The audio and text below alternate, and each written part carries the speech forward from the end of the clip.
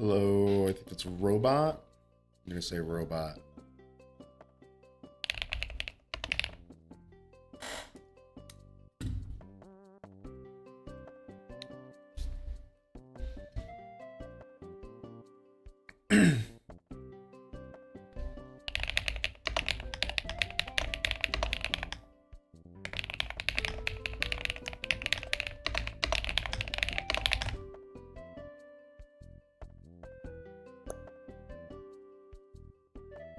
Hello, CG.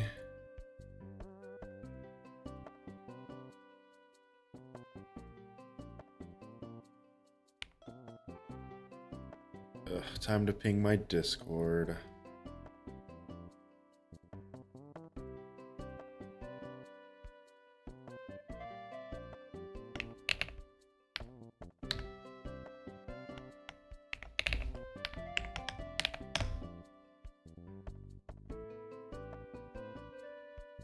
Because my Discord wants me to ping them for some reason, but only like 3 of them actually come and watch.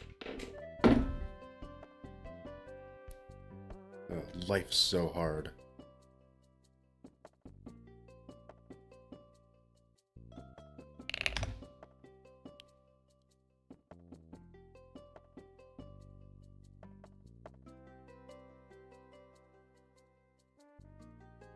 Little hazelnut.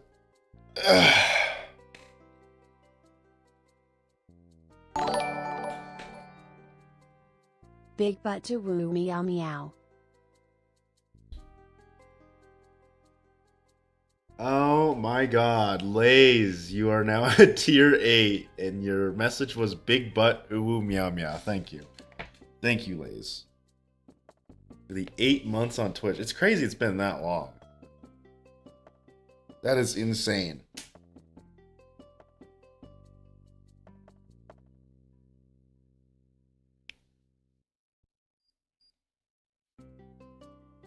It says tier 1, but X8, which I think that means you've been a tier 1 subscriber for 8 months. Which, I don't know. That would mean you subscribed to me in June. I don't know if that checks out. That seems a little wrong.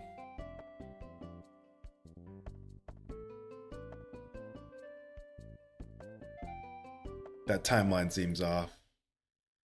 Alright, time to actually play now. How should we warm up today?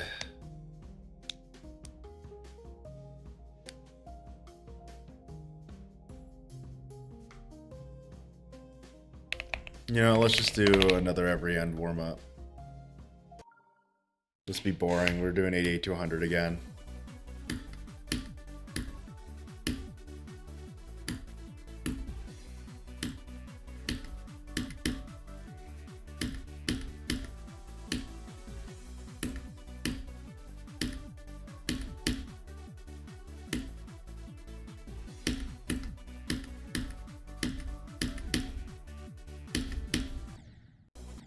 Oh, ew, I have Hitbox Trail on. If you're wondering why I was working on my collab, I redid the duel because Kiryu is such a hater. He hates my duel so much that I redid it.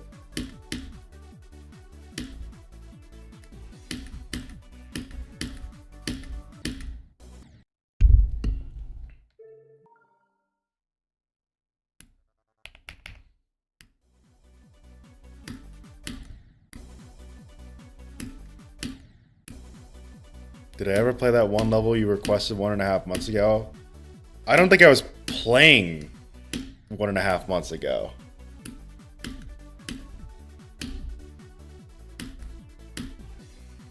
So the answer is no. I'm gonna be honest, I don't really play levels that people request anymore.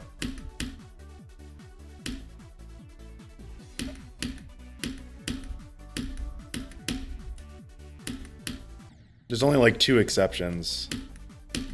Like the the only exceptions are when Zixtrio recommended Lover's Sadness, because that level's just peak.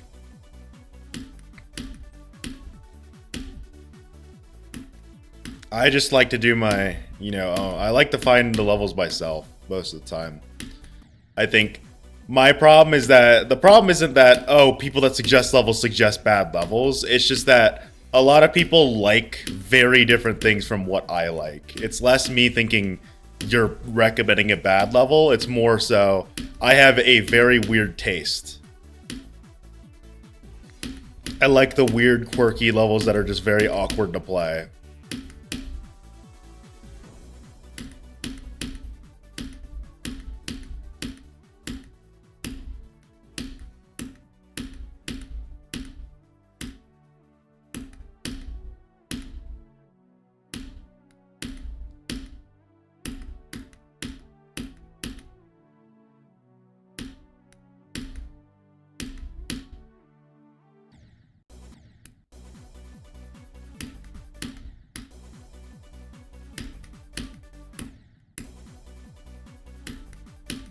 No, you see, there's the problem is that, like, the level suggestions, I'm not going to interrupt myself playing every end to play them.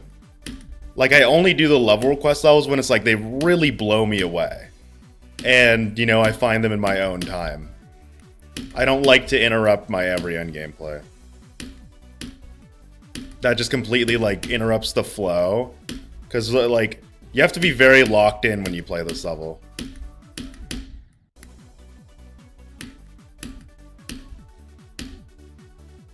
I was just curious. Oh, well then, yeah. I don't think I did then. Again, I don't play requested levels that much anymore. You wanna know why? This has been a problem ever since I've become a streamer. It's not even you. The first level people suggested I play after Bloodbath was Blade of Justice, and it's like, dude, holy stinker. Blade of Justice is the perfect example of you either love that level or you despise it, and I despise it. I think Blade of Justice is heavily carried by the song. Like, I think if Blade of Justice didn't have that song, it would be a shitty level. I did not like the gameplay at all in Blade of Justice.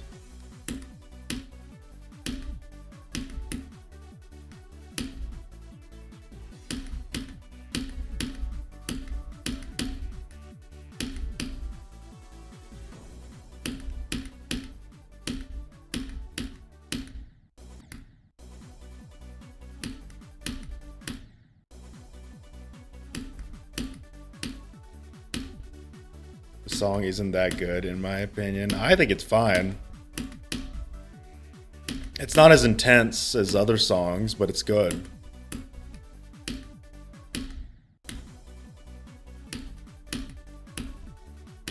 There's a lot of songs that... I don't know what happened, dude. You know, I'm gonna go on this rant that I went on last night. What was the weirdest era in, like, music and dubstep is when artists decided, you know what? Let's just not put any drums and bass in the bass drop. Like, it makes absolutely no fucking sense when you hear some dubstep songs and it's like there's absolutely no change in the bass or the drums, so the intensity is just muted. I don't know why some songs do that, and it's like the biggest disappointment I've ever dealt with. When, like, I listen to a song and you're expecting some, like, intense ass drum and bass, and instead you get, like, fucking the most egregious, gross sounding dubstep sounds.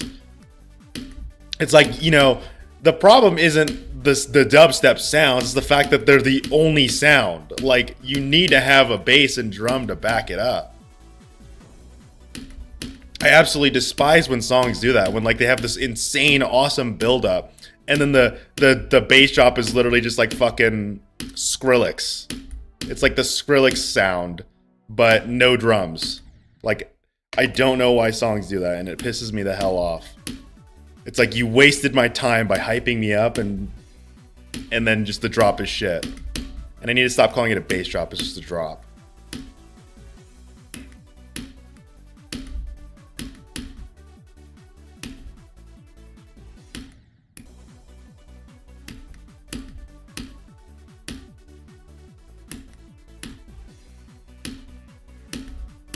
Like, you know, it's crazy to say that every end has, like, that exact thing that I like. But if you listen to the drops, there's only like 2 drops in every end. You could hear like there's a little change, a very subtle change in like the bass or the back part of the song, the subtle, more deep sounding part. And it's very frustrating how some songs just don't do that. Like, you're supposed to kind of carry some weight into the next part of the song. When you're doing a drop, it's supposed to be intense, unless, depending on the genre, but most of the time it's supposed to carry an energy to it. But then sometimes the drop is just no drums, no bass, just wah, wah, wah, wah, and it's like, it sounds like me taking a shit on the toilet, putting a Vocaloid, Like, it sounds terrible. I think what happened was I played a rhythm game yesterday, not Geometry Dash, and I was playing some levels, and they just didn't have a good drop at all. Like, the drops were just abysmal, but the build-up was so awesome. You know what I mean? Like, they built up, and it's like you felt like you were gonna, like, hit some, like, fucking ethereal-ass drop, and I thought it was gonna be like, dude, this song is gonna be awesome, and then it just, like, is the biggest disappointment ever. Fucking bitches, dude. Dumbass. Like, I'm not necessarily blaming the artist. That was just like a 1 or 2 year era of just dubstep music, and it was so annoying to me. I always hated those songs where the drop was just the biggest letdown ever, and it just turned into rave music after that.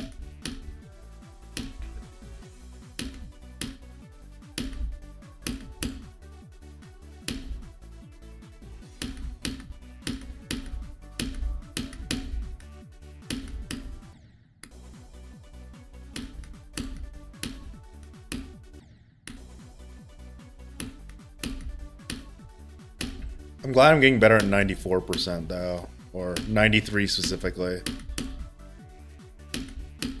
Like, I'm actually lining it up better. Even though I'm dying to it still, I'm more confident in that lineup.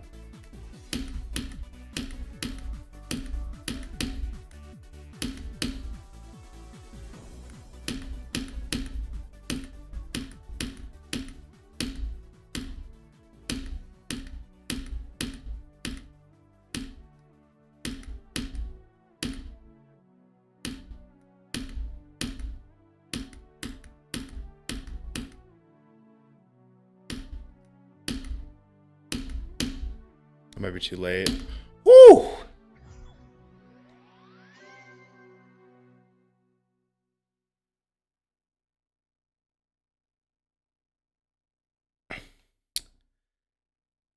Linux has nice features, but I think it's overhyped. You're already wrong. Linux is not about its features.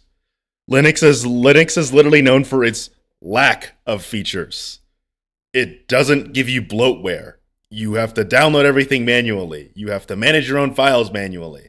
Like, the literal point of Linux is for it to not have those uber bloated features. Like, Linux is supposed to be lightweight and not really user friendly because it's for more technical things.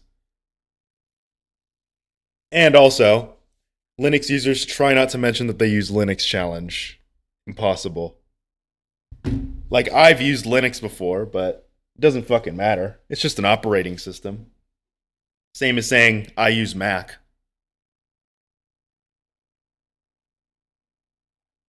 Which I don't, by the way.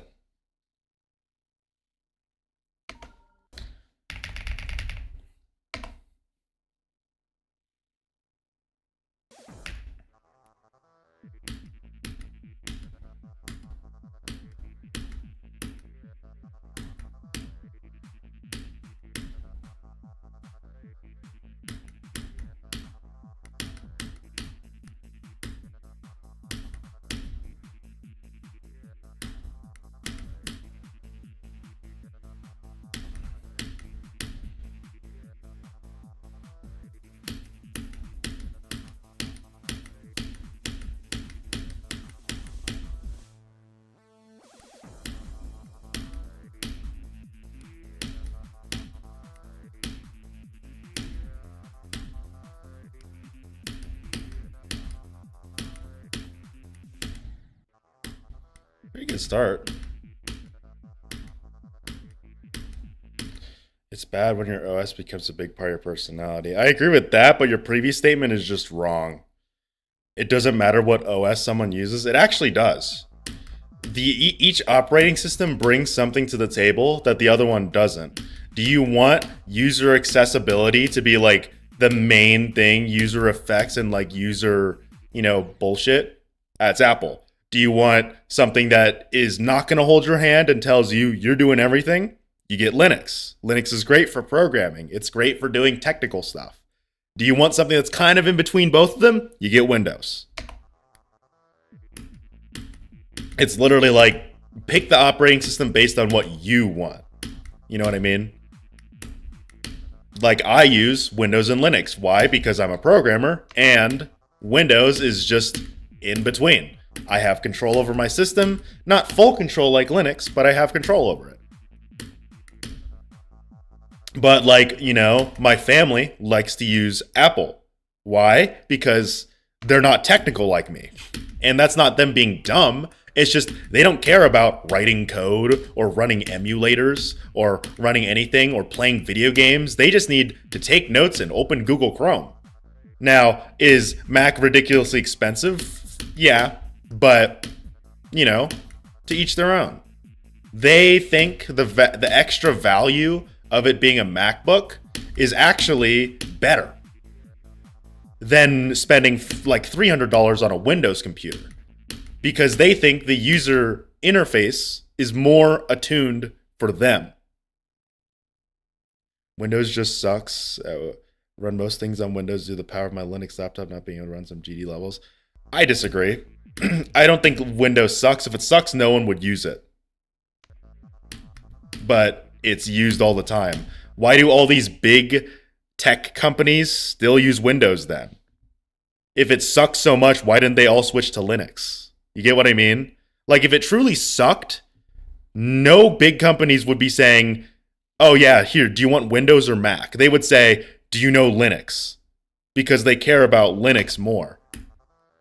Every single company that I've worked for, by the way, and have done like technical interviews for, they always ask, do you use Windows or Mac? They never say Linux.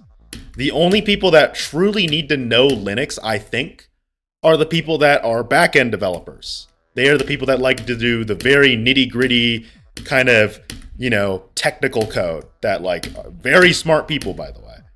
But, thinking, oh, I'm going to switch to Linux because I don't like Windows and Mac, I think is a little bit dumb because you are sacrificing an enormous amount of technical ease for the sake of just saying, well, I don't like them.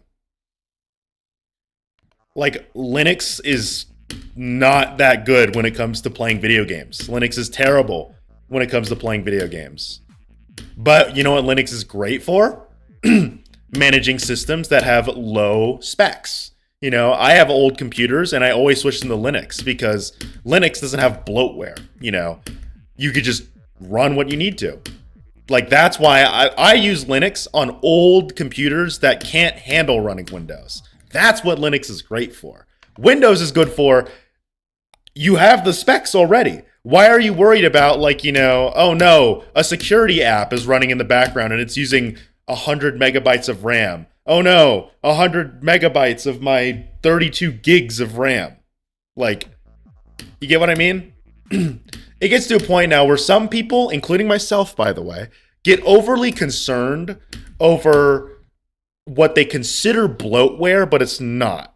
So like Windows security uses a lot of RAM, right? And it uses some of your CPU. It's annoying, right? If you have 8 gigs of RAM, it's annoying. No one has 8 gigs of RAM unless you're using a laptop. If you have a gaming setup, you have at least 16. Brother, it does not matter. I have 64 because I do video editing and rendering and stuff. Like, I can assure you, when you get like 32 or 16 gigs of RAM, does it really matter that Windows is using one of those? Because guess what? When you launch a game, it's going to use all of it. If you play Minecraft, there goes all your RAM. Like, I think the idea that you're trying to be like, I feel like it's a little contrarian to say that Windows sucks. Is Windows the best? No. I think every single operating system has major advantages over one another. But Microsoft is literally just that whole, I just want a computer to run kind of like operating system.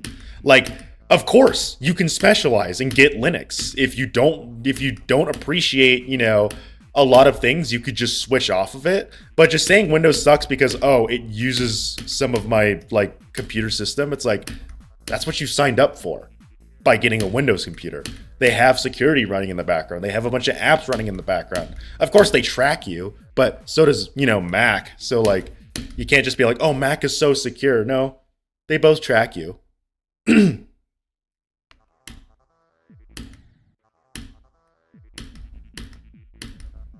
My old laptop on Windows 11 lags when watching YouTube. On Linux, it doesn't. Okay, I don't know why your YouTube's lagging, dude. That's just a problem with that's your browser lagging, likely.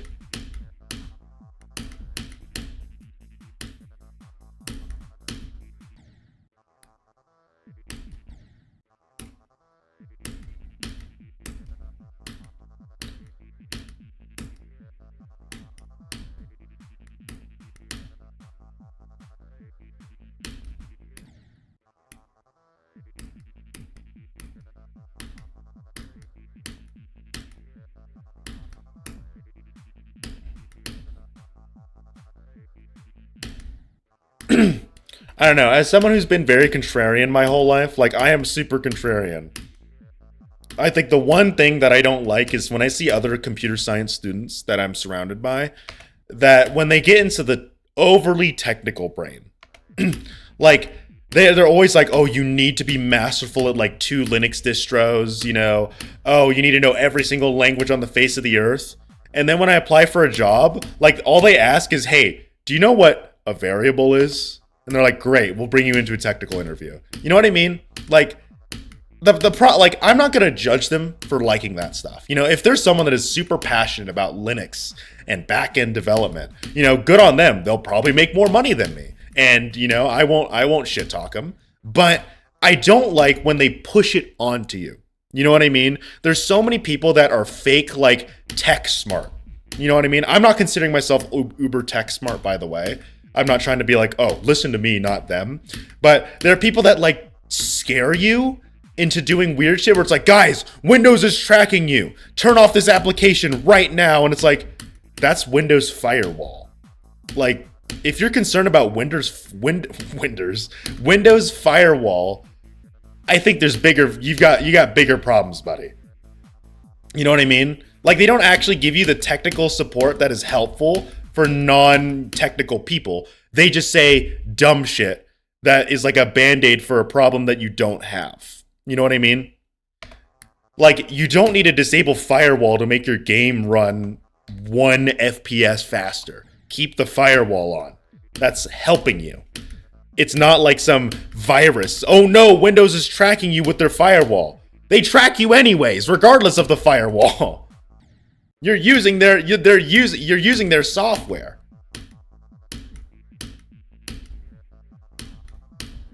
Like, it's so annoying. Like, because I get all those reels all the time. It's like, hey, do you want to save space on your computer? You should delete this stuff. And it's like, no, don't delete that. Or they always tell you should always get OneDrive. OneDrive is way better at managing your computer than, you managing it yourself.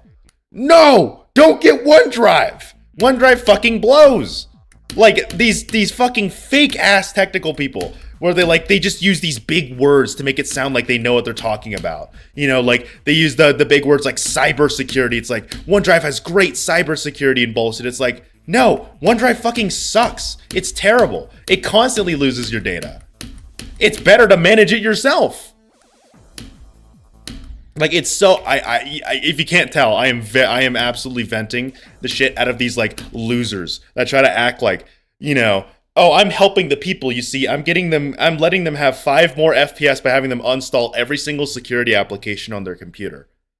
It's like, I've genuinely seen a video like that, by the way, where someone suggested like stopping a firewall, you know, uninstalling some like other shit, and it's like this is like major security risks to make Fortnite run 2 FPS faster. Like the sad part is that people will actually fall for that. And it's not the people's fault. It's the fact that these like fucking content creators think, oh yeah, I know what I'm talking about. You see, cybersecurity. Oh, coding. You know, FPS. You know, like they just use the fucking big words to make it sound like they're smart. Where if you were actually smart, you could word things in a way that aren't technical. That's why I don't like some people that come in when they talk about coding with me. It's like all they want to talk about is the overly like just technical stuff. And I get it. I'm a programmer, right? So I know what they're talking about. But when I'm talking to like a lot of my viewers who probably aren't web developers or software engineers, I don't want to like isolate the conversation. You know what I mean? Like one of my old viewers used to do that all the time. Where it's just always talking about code, you know, technical stuff. And it's like, can we just like talk like normal people? Like instead of saying, you know, like, bro, I had to code my website and deploy it on AWS, just say, I made a website. Because I know, like, I'm a technical person. I know what you did. You don't need to tell me what you did, you know, in that great detail. Like, you just need to tell me what you did because everyone knows what you did at the end of the day. If you just say, you know, I made a website, non-technical people know you created a website. I know as a technical person that you created a website. Like, why? Like, to me, it's a sign of just like intellect. Where, you know, you could be the smartest person ever, but if you can't convey your intelligence in a way that tells me you're smart, are you really that smart? You know what I mean? I learned that the hard way because I used to speak with overly technical stuff. I used to use big words all the time because I thought it made me sound smart. And then I realized I sound dumb as shit when I try to use all these big words. You know what I mean?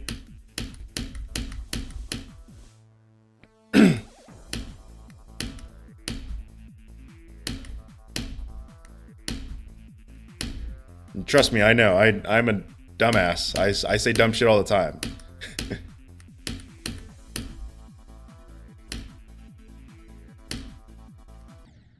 What, Lays?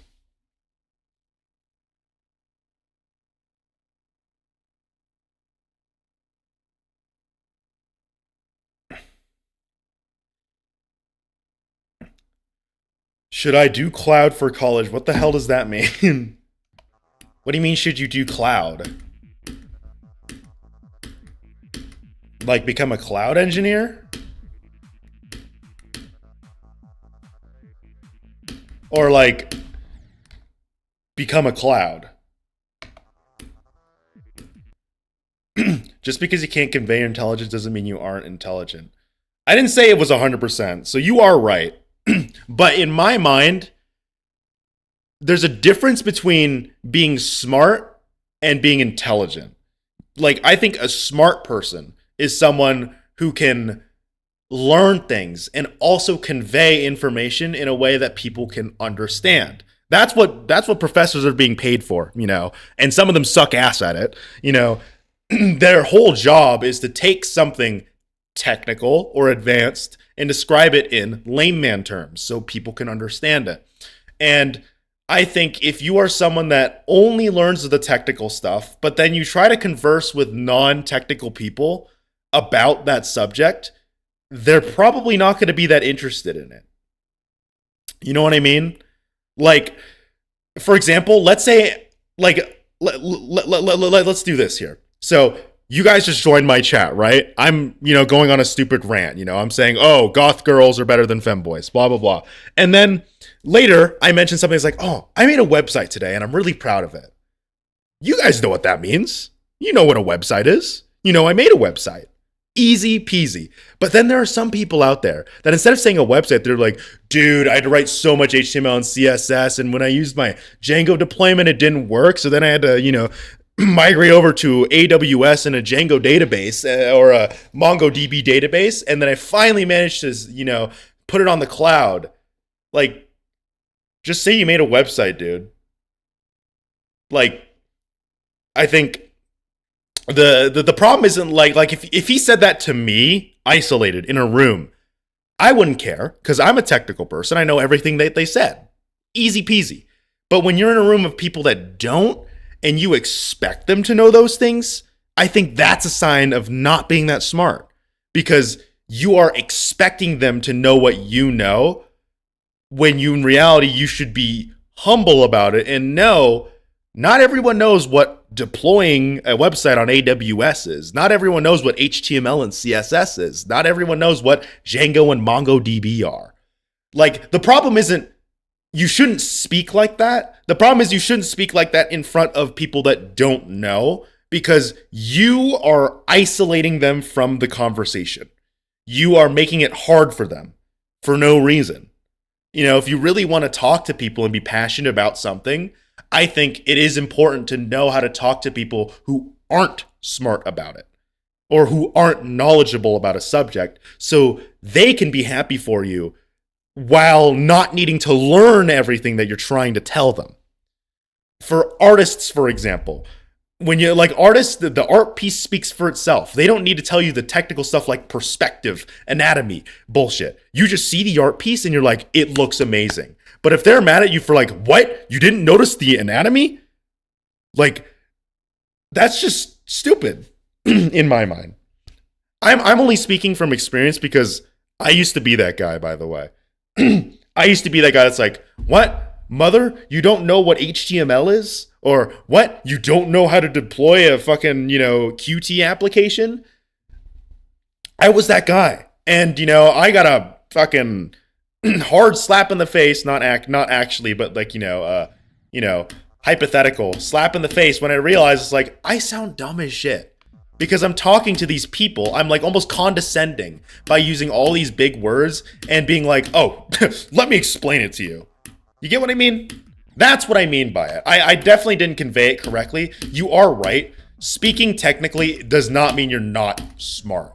But speaking technically and expecting people to know what you mean, or, thinking, oh, I'm just going to use these big words, without actually, unfortunately, dumbing it down, it's stupid. It's condescending. It's you being a little arrogant and selfish. It's kind of the whole this is less of a intelligence check and more of a like social check. Can you read the room a bit? If you are presenting, like if I'm presenting my website to people, to like just normal people, right? Should I go in all these details about what I did, how I coded it, what HTML is? Should I teach them how to make a website? No. I should just tell them I made a website. See, now here's how you navigate the pages. This is what the website does. You speak in a language they understand. Because, a programmer will speak to a programmer extremely differently. I'll tell the programmer, oh yeah, dude, I fucking hate using Svelte, man. Svelte was a nightmare to use. And he's like, dude, you use Svelte? You should try React, React is much better. And then we'd make fun of each other for using JavaScript. And then, we'd move on. But with like a normal person, if I said, hey guys, Svelte sucks.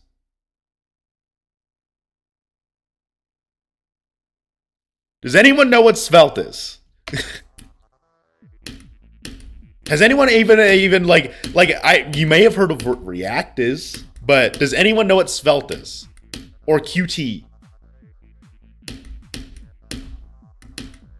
Or, Golang? Like the niche programmer stuff that programmers would know, but non-programmers wouldn't have an idea. Like, I know there are non-programmers that know what HTML and CSS are, but, there's a lot of that, like, smaller terminology that, like, is very just, small.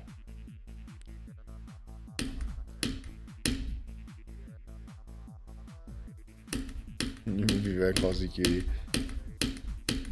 Dude, I hate using Qt because that's what it sounds like. But it's the letter Q and the letter T, by the way. That's what it is. It's not like the word cutie. It's QT.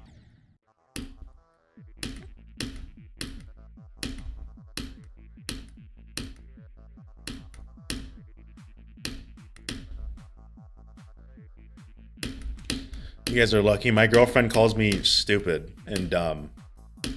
She never calls me cute.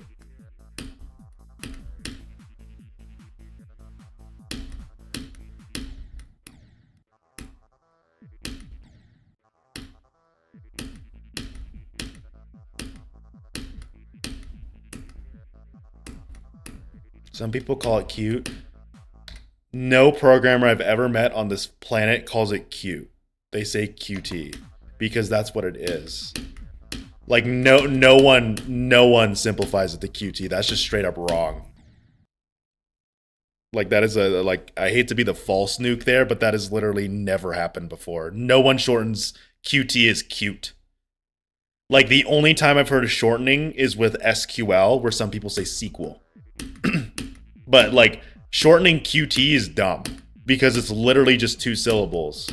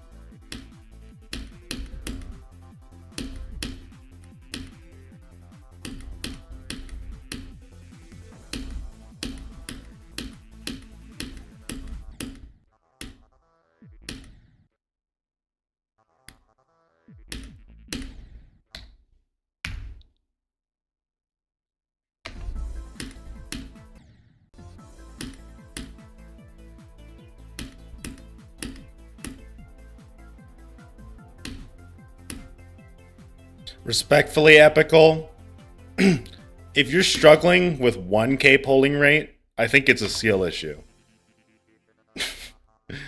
The problem is not the polling rate. If you think 8,000 is just going to be the band-aid to everything, the problem is you.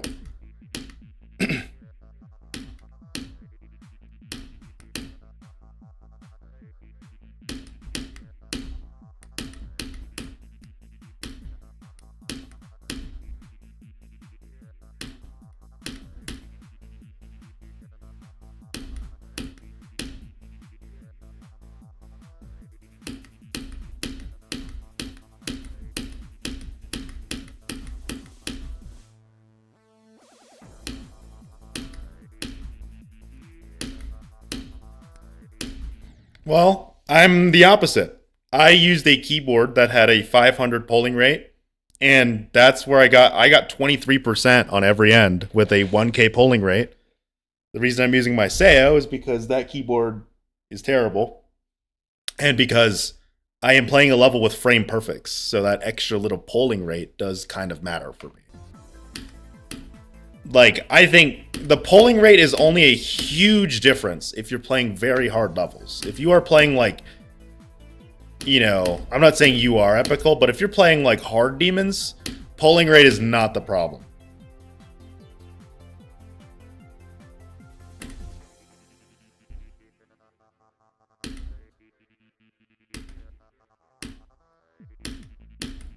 .500 polling rate is diabolical. Dude, you guys are like those people that think 60 FPS is terrible, right?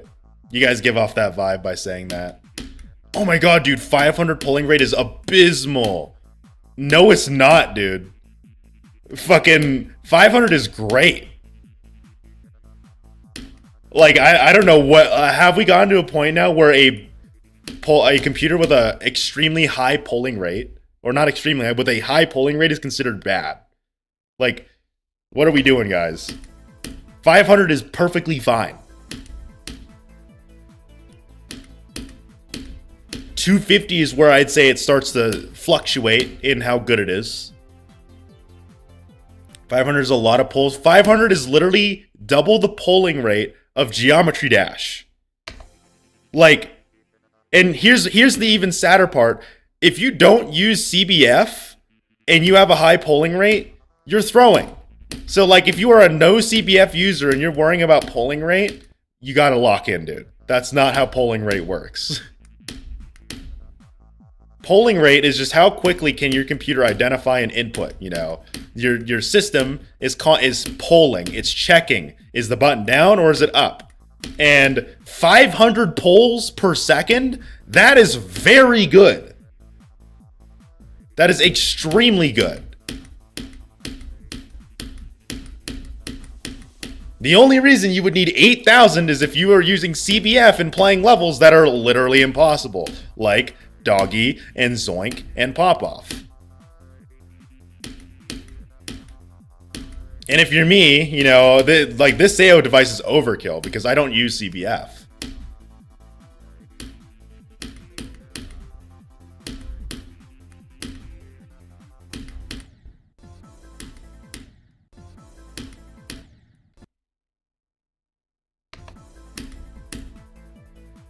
And then, you know, complete side note, I hate the people that are like, ew, 60 FPS. Like, dog, you were spoiled.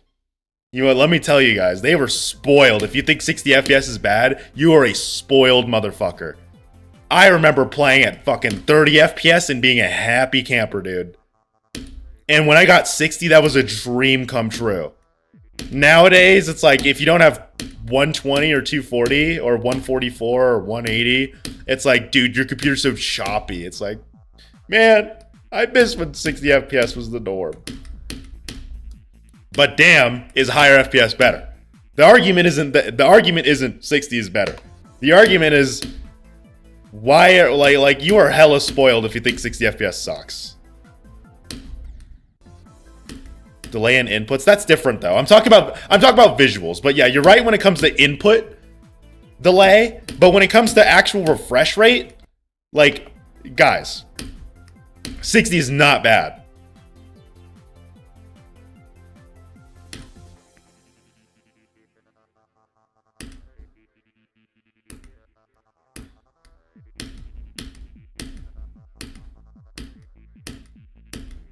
And that's why I'm glad RobTop added like click on steps and click between steps, because you can run the game at 60 FPS but also have the tighter inputs without having to render more frames and put more stress on your computer.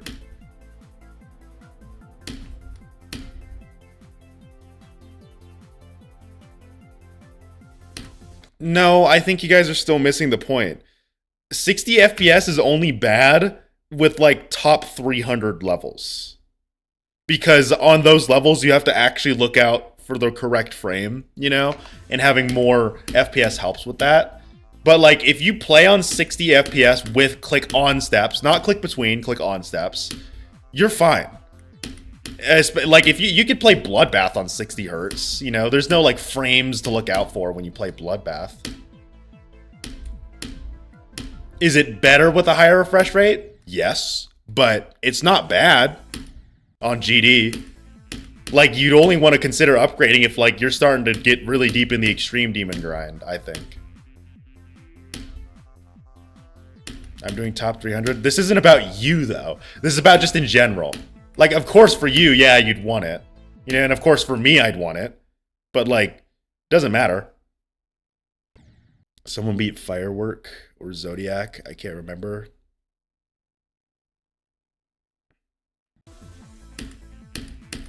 But now you sound like contradictory, Epical. You don't give a fuck about FPS, right? But you give a major fuck about polling rate. Like, the first thing, like FPS is honestly a larger advantage in Jump Dash than polling rate. Especially, you know, if we're talking going from 500 to 8,000, like, the difference is a lot more minuscule than you think from going from 60 to 120. I can confirm that. 60 to 120 in Jump Dash, when it comes to FPS, big difference. Trust me. If you haven't tried that, try it. But 500 to 8,000 polling rate, almost no difference. Genuinely. Almost no difference. Unless you are playing like fucking Sonic Wave or Sonic Wave Infinity or Wave Spam levels, the polling rate isn't that big of a deal. And you also need to have CBF on for that polling rate to even matter. And at that point, you're doing extremely precise inputs. You want to know what you also need for extremely precise inputs? A higher refresh rate. Because, you know, like, it's a fine balance, which is what makes Jump Dash such a hard and honestly expensive game, is that you need to have, like, devices with a high polling rate, you know, you need to buy those, you need a high polling rate, and on top of that, you also need a high FPS monitor, and you need a computer that can render those frames.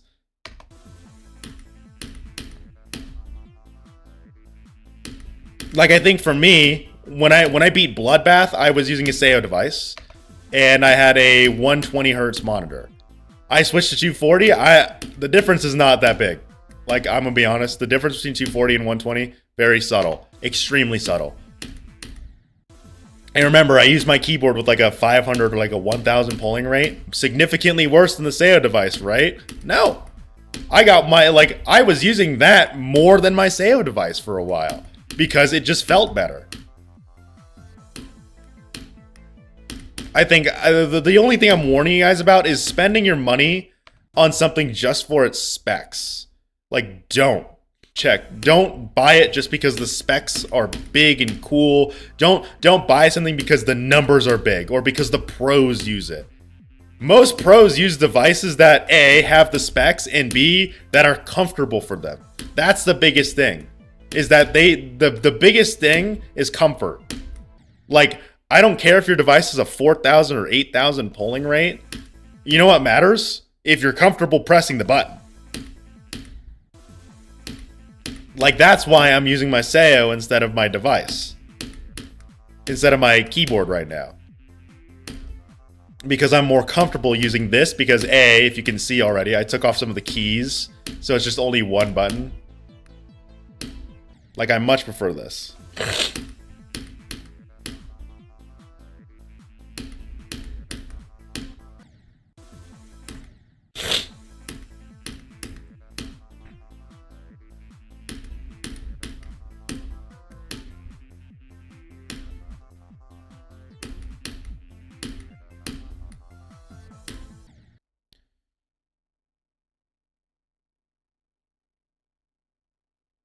No, Naomi, you're right.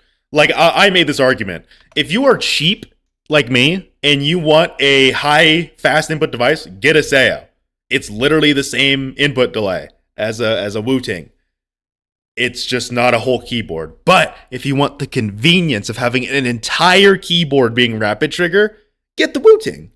You know what I mean? You even said yourself, still buying it. Like, I'm telling you guys, like, get the Wu-Ting or whatever rapid trigger keyboard you want because it's way more convenient than having two devices plugged in. You know, instead of me having to deal with 3 devices, a mouse, a keyboard, and a Sayo device, if I had just had a rapid trigger keyboard, I'd only have 2 devices to worry about, a mouse and a keyboard.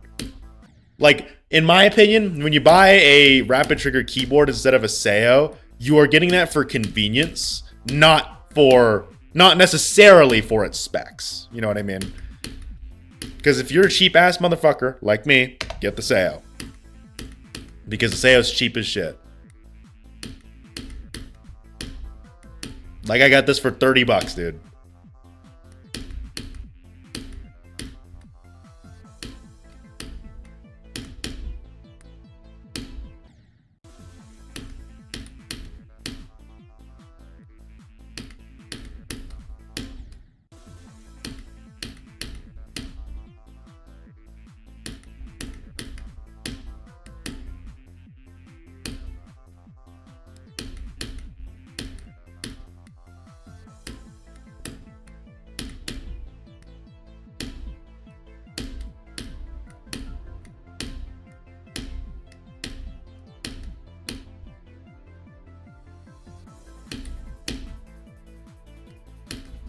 Hey, I said, you know, if I make enough from streaming, I'll buy a Wu-Ting.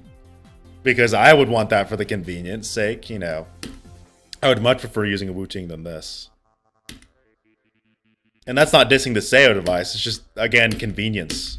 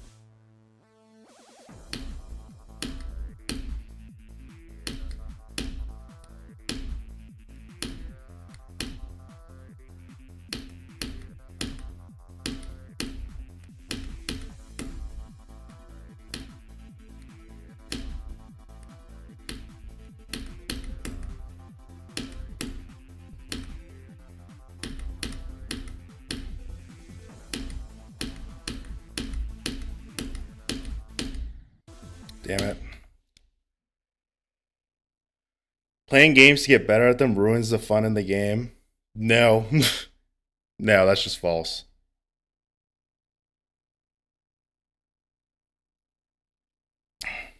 Playing to get better at something is just fun for some people. It's okay if you don't enjoy it, but stating it as a general fact that games are not fun for the sake of getting better, that's just not right. You know, you could disagree, but I think making a general statement like that is just wrong. There are some games where like the whole funness of it is the improvement, but some people don't like that. For example, Rocket League. I used to play Rocket League, and the thing that made it fun to play Rocket League was getting better at it. But some people just like Rocket League because funny car game, you know. It's not all about getting better, but it's also not all about, you know, staying content with how good you are. It varies from person to person heavily. I have a friend where his only quirk is that he likes to be very good at the games he plays. And you know, he has fun doing that. That's okay. I'm glad he has fun doing that.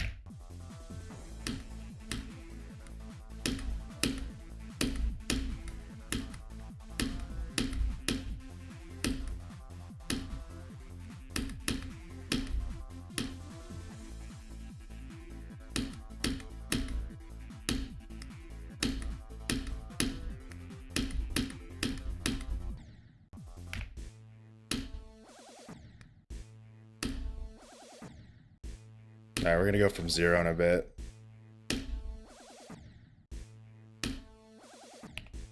That is, if I could do this jump.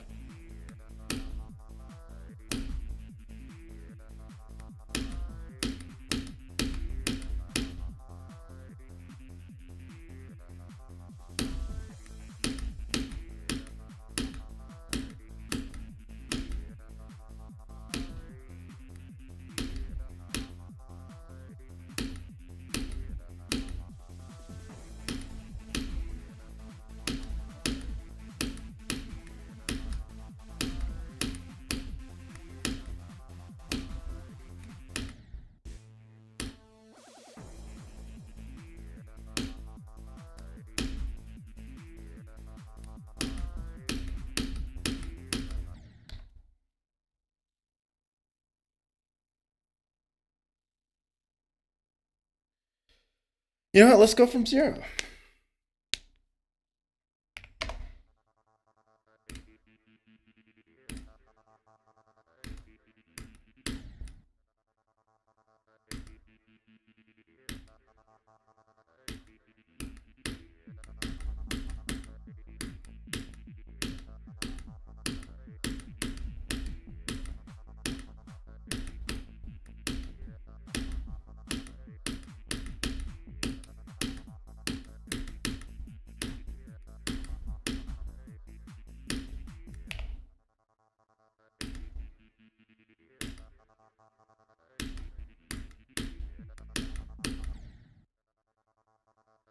Also, by the way, I read a chat message earlier, and it made me want to, like, just...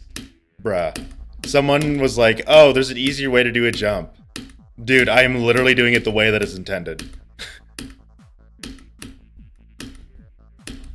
Like, dog.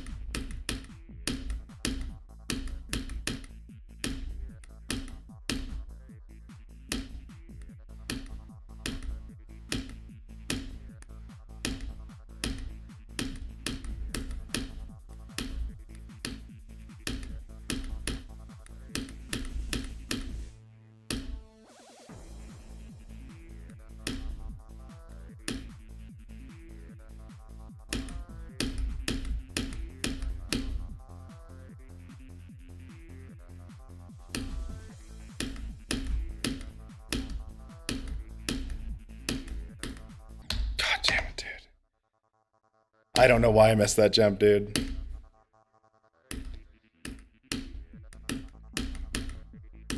And then I tried to recover it, and then I missed it again, dude. That's just 2 straight ghost clicks.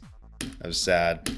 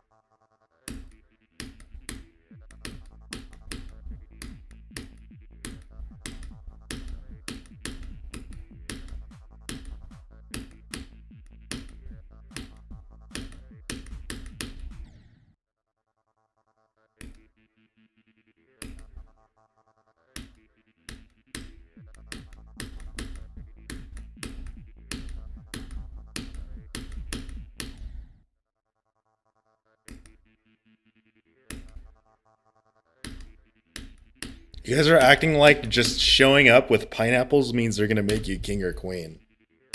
They're gonna steal your pineapples, dude. And your pineapples are gonna go bad.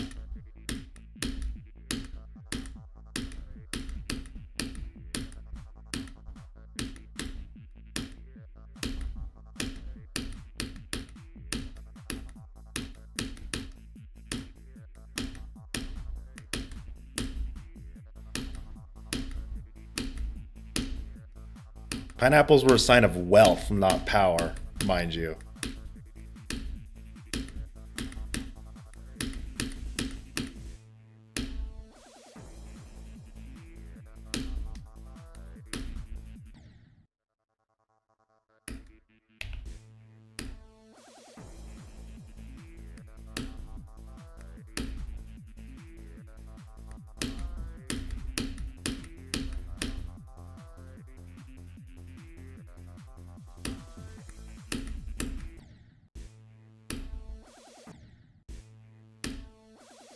Popping in and out. Okay, so you're telling me I shouldn't speak anymore, Voxy. I got it.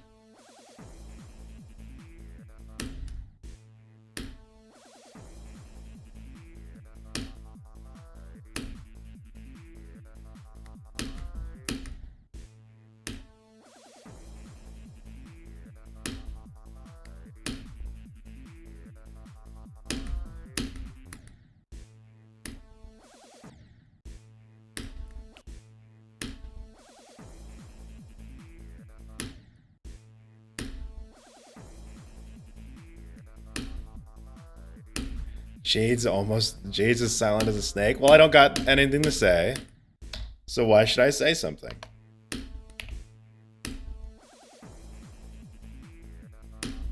And it's not like me dissing you guys. I just don't have anything to say. You know what I mean? I've been told to shut up my whole life that, sometimes I'm gonna shut up. And now you guys are mad at me. So now I'm confused and I hate all of you. You guys want me to shut up because I speak too much, but you also don't want me to shut up because you like hearing my voice. Like, what is it?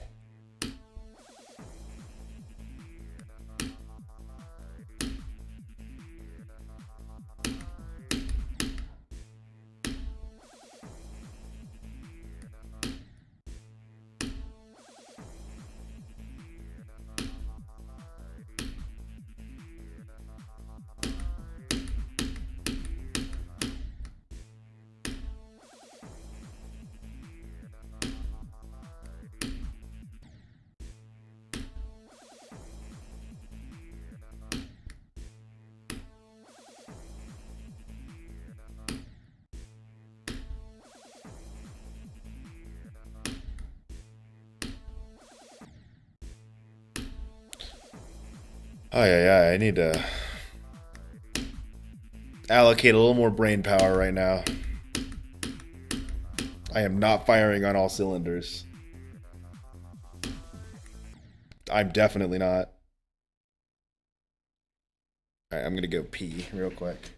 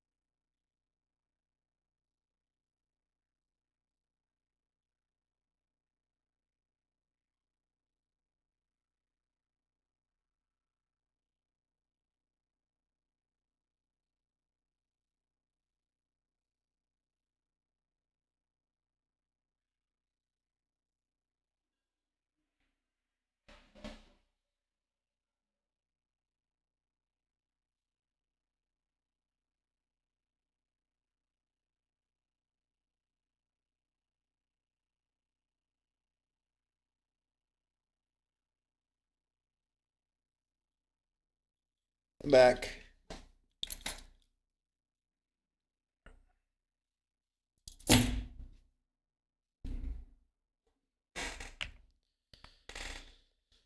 Time to lock in because Voxy told me to shut up and never speak again, and also Voxy said my voice is terrible. Her words, not mine.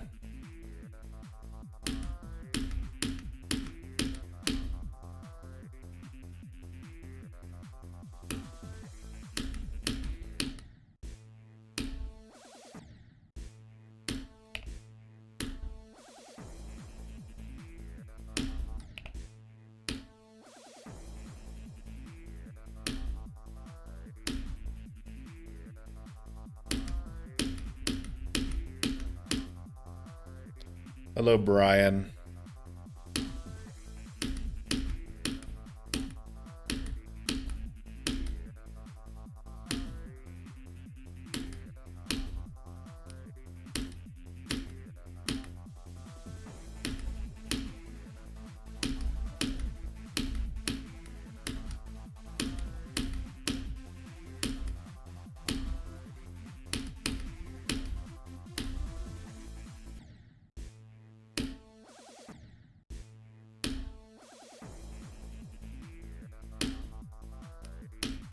Hello, Maeve.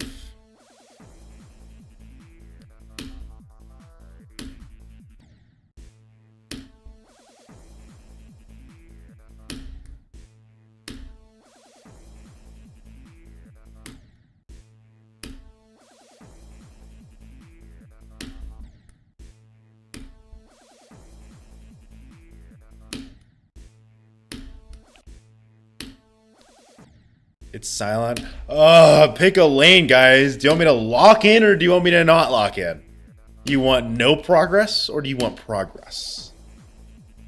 And that's like a genuine question. That's not me, like, that's not a rhetorical question. Because it seems like I have a very mixed audience. A lot of people prefer it when I talk a lot, and some people just want me to shut up and play the game. And not in the disrespectful way, just in the whole, they want to see me get to do best, you know? Like, at this point, I don't know.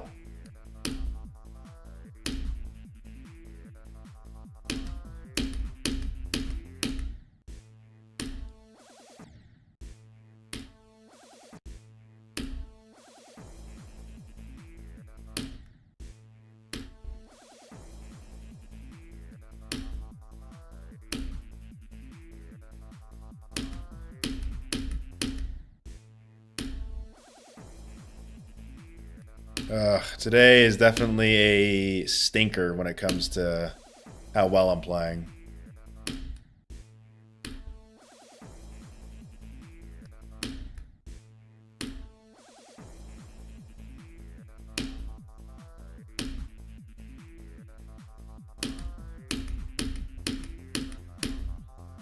It's okay though. My biggest consistency flaw is mind cap anyways, so being inconsistent here is something I am very, very used to.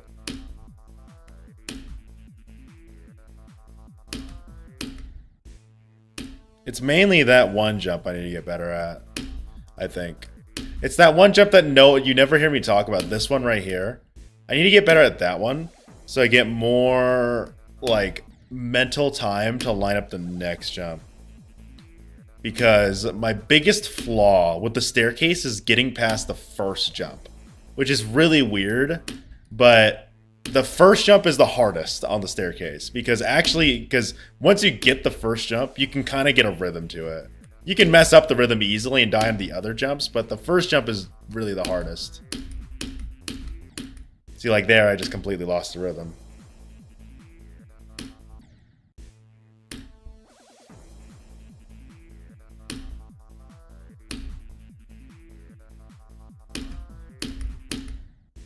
That time I went really early.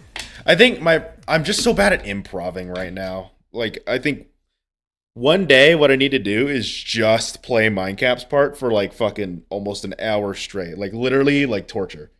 An hour straight of just playing Mindcap's part. Just so I can get better at improving some of those jumps. Because I think, like, I know how to do it. I obviously get past it.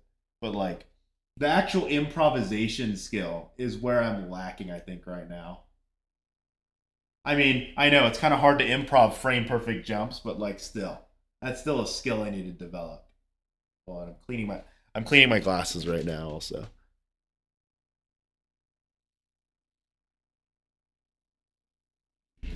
Trust me, guys. Cleaning the glasses, now I'm going to be a first try. You see? It's the difference maker.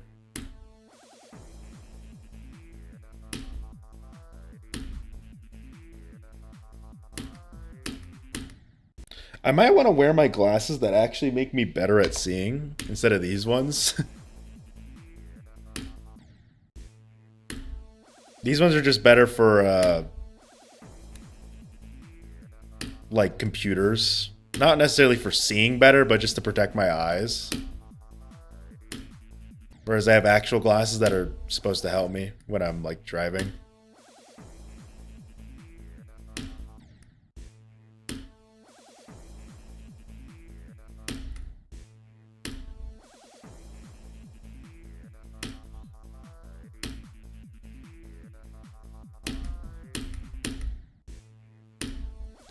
See, I always go late on the second jump whenever I go early, like because I have like a very specific way of doing the staircase. That's what I mean by like I need to get better at improving. Like understand how to adjust based on the last jump. Instead of just kind of like, uh-oh, I messed it up, I'm dead.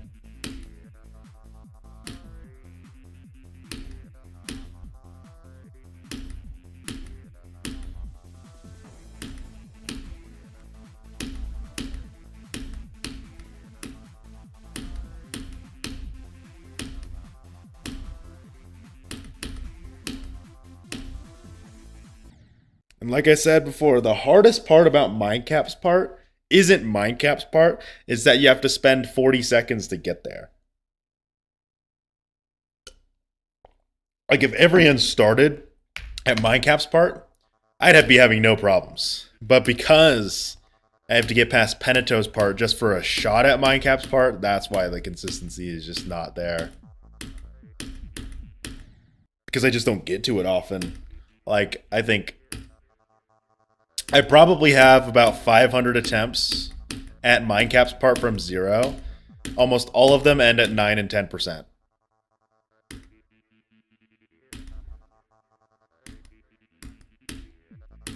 It's rough, dude.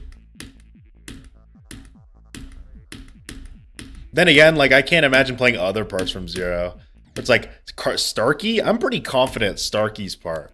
But, like, playing that shit from 0, I think my confidence is going to just go out the window and it's just prayers in the chat. Literally that.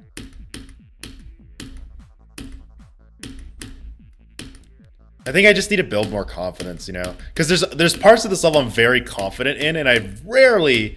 And when I die to them, I don't really care. Like, Left Unknown's part is a perfect example of that. It's like, I don't care if I die in Left Unknown. It sucks, but, like, you know, I don't care.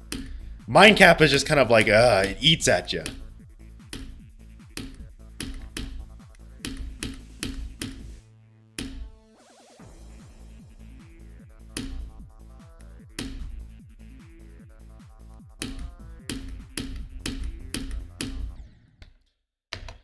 That might be the worst death in Mindcap's part. Like, that's the worst way to die right there. Because there's only one more hard jump after that, and then you would have been free. I would have been free.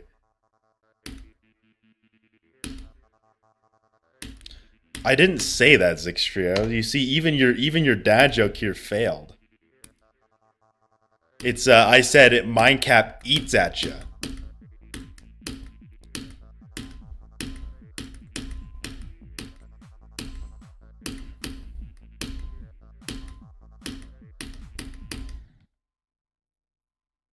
Jade, am I a moderator? Why do you ask?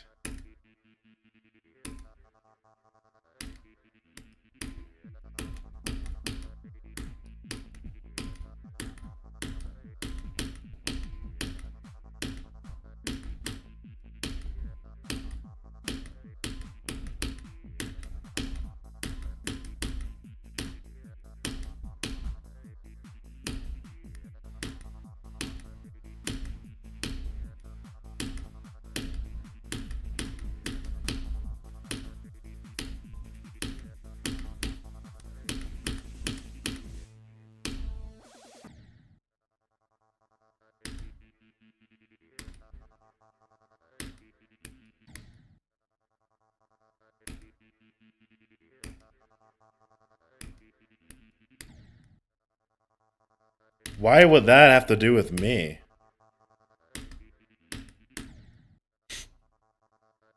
And yeah, you'd have to be reported for it.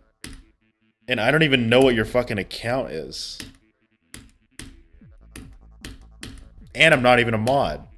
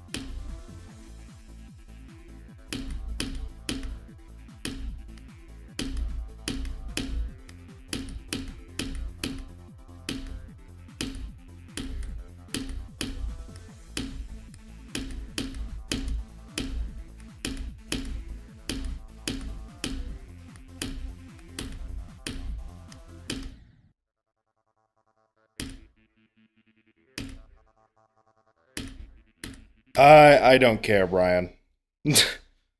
I don't care. And also, you can't DM me anywhere. Anyways. Because my DMs are friends only.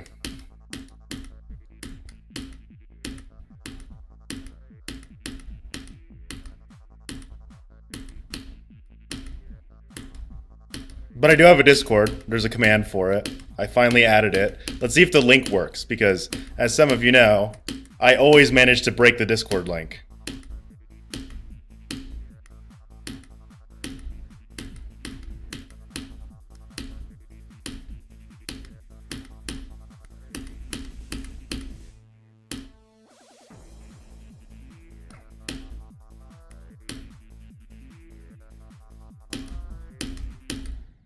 Exclamation point.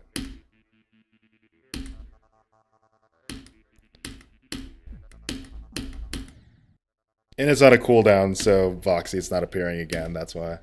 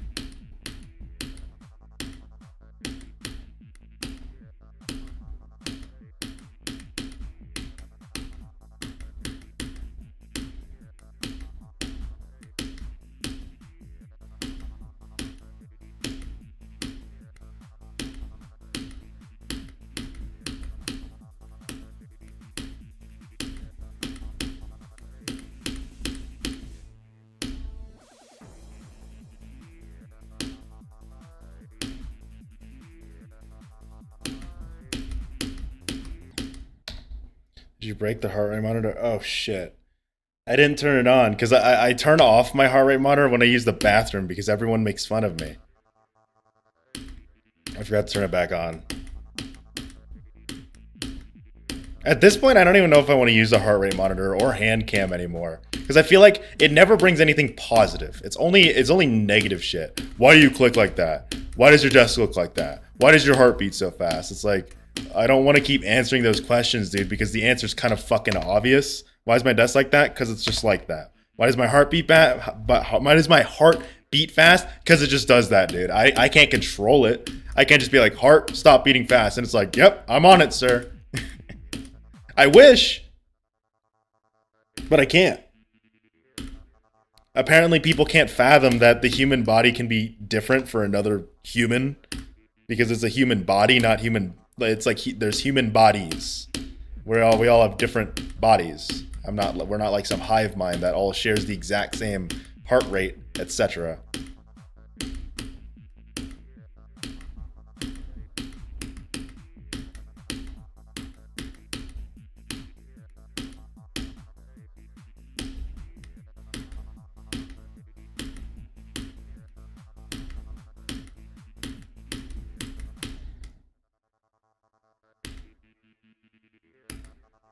Jade, why do you have fingers? Literally, it's dumb shit like that, Zixtrio. It's literally just dumb shit like you do. Dude, why do you click like that? Jarvis stopped my heartbeat at Blitzer's part. Dude, that's literally what people are saying, too. I hate it when people say that. It's like, dude, calm down. It's like, motherfucker, I'm doing the hardest part of every end. I can't just calm down. It's like, oh, shit, guys. They told me to calm down. Let me just remove 50 heartbeat right now, real quick. Let me like just subtract 50 from my heart rate. Oh, guys, like I'm calm now. Sorry. Thank you for telling me. Thank you. That's so useful. That's so helpful to tell me to calm down when I'm in the middle of a run.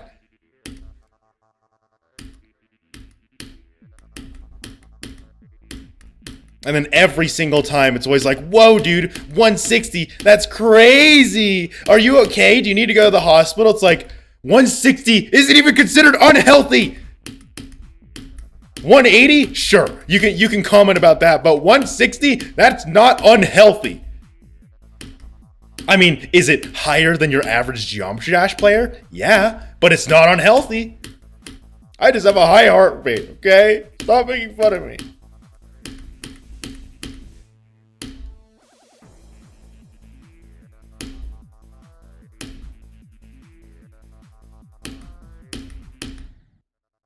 Oh, and I've been doing so bad at Mindcap today, dude. Today's just a bad day. It's just been a bad day. Only one fucking left unknown attempt so far today. It's been bad.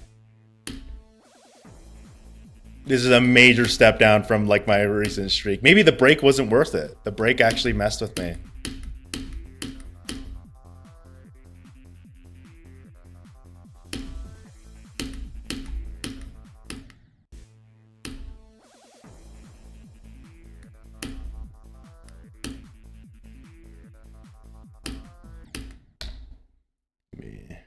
Do something real quick.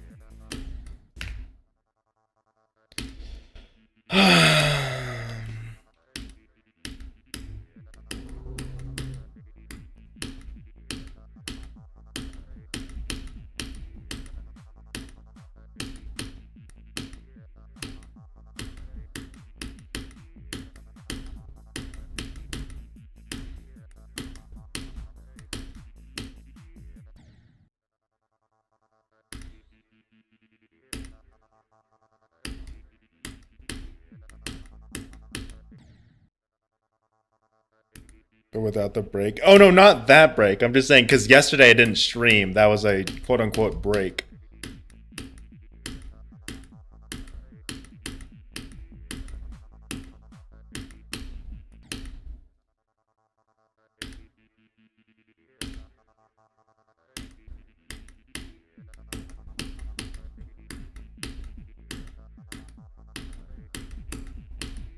I watched a Dorami video. That's something new. I haven't seen Dorami in a while. The last time I watched him is when he did like those challenge videos, where it's just like him playing a bunch of Dorami challenges.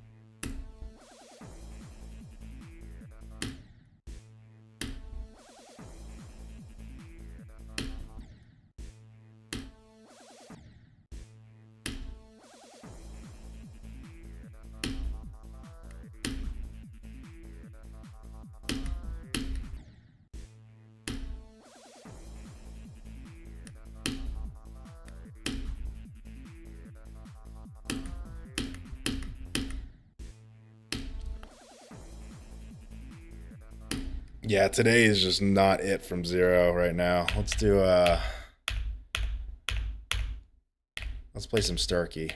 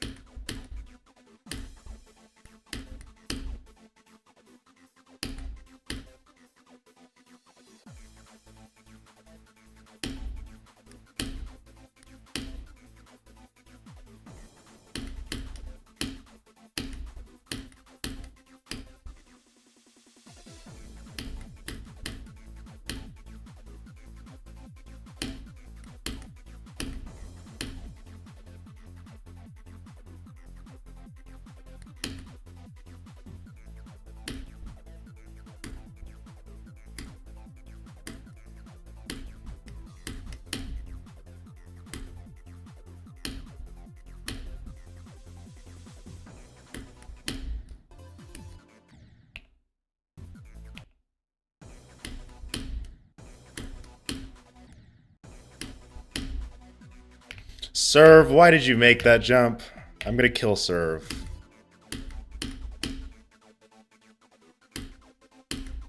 Serve is fucking evil for making that jump.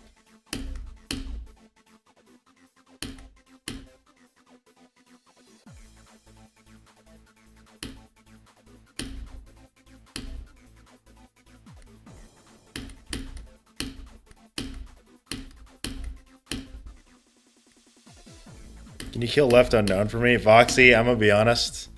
I can't. Left Unknown is the biggest skill check. If you can't beat Left Unknown, that's a skill issue. Now, Serve's part, fuck that jump at 79. That's like the only hard jump in it. I mean, honorable mention, like 87%. Because those jumps are scary.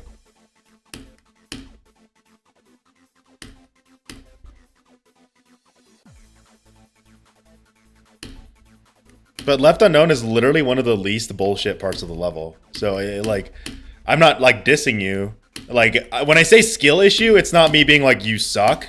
I'm saying skill issue because it literally is just an extremely skillful part. So, like, if you struggle at Left Unknown, I get it. I struggled big time at it. It is fucking hard. But it's not bullshit. It's just hard. Left Unknown is very fairly just difficult. You know what I mean?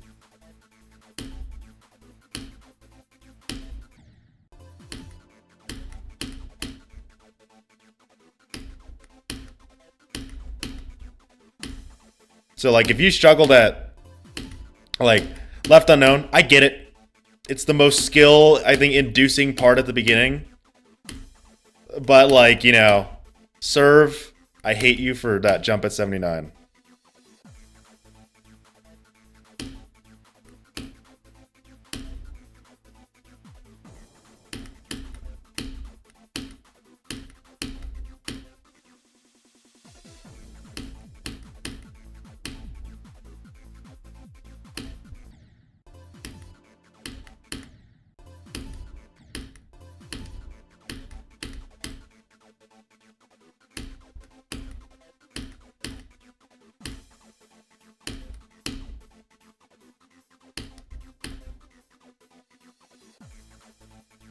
Would you love if that was Kermal's part? I'm sorry.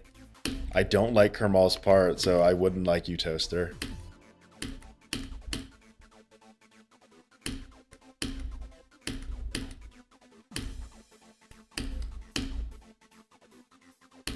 What's gonna be after every end? Getting a job. Because YouTube ain't gonna pay me. YouTube won't pay the bills, so it's time to get a job. I mean, I'm already doing a technical interview for a company later. Not today, but tomorrow, so we'll see how that goes.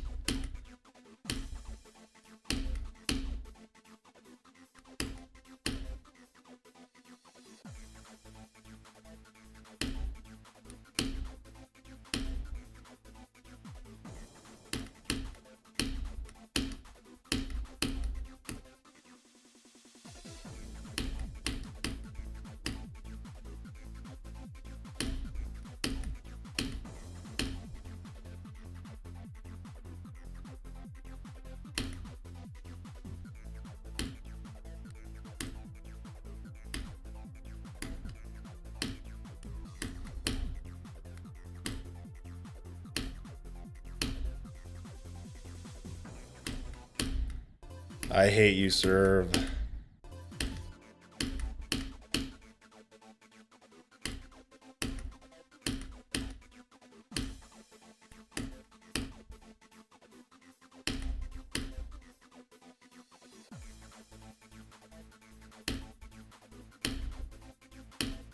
What sucks is that serves part is kind of fun. It's just that one jump.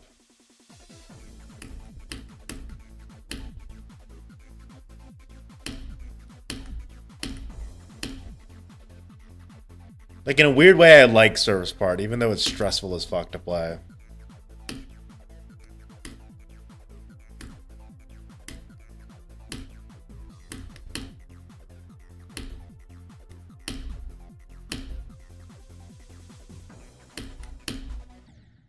I hate that jump so much, and what sucks even more about the jump is that it's so much easier from different start positions.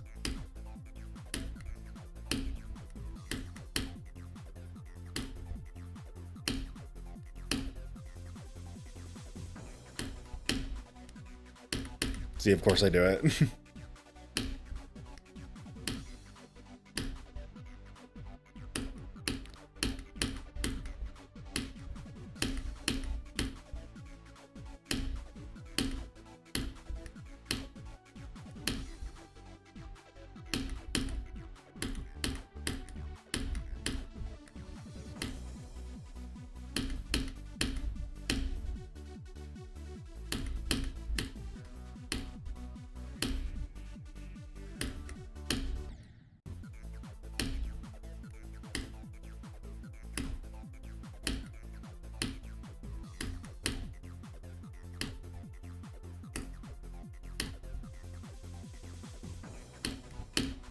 You can't punish him? I trust your judgment, Voxy. If you think they need to be banned or muted, do it.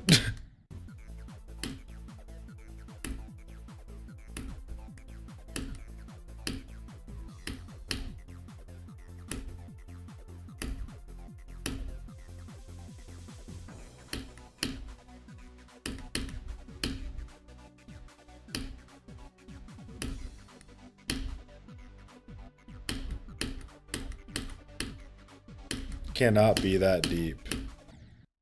Hey man, you like, you know, it's your words. If someone takes it that way, then you can't be mad, you know.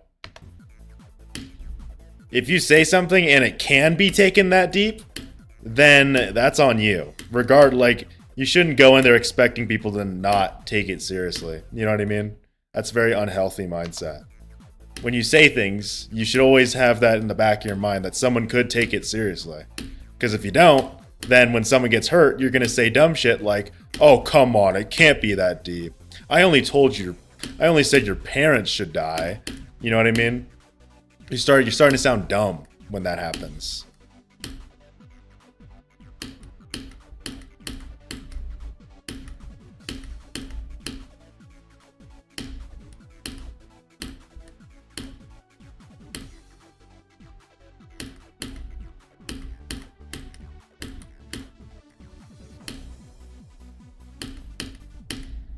Jade, I feel like you are speaking from experience. What else would I be speaking from? I've been an asshole.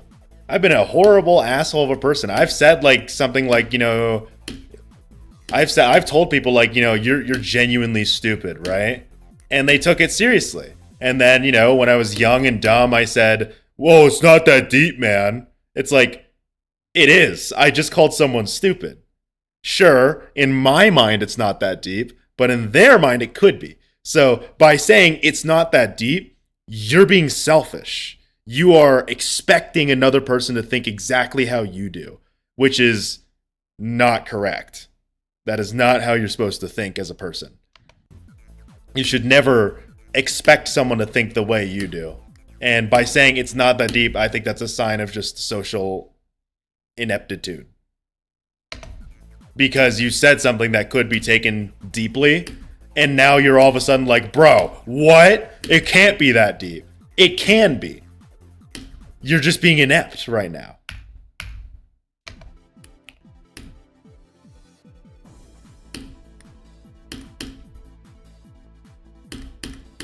And then here you are thinking, oh, I bet you're speaking from experience. Is that supposed to be an insult? Like, no, I was that person. I just grew out of it.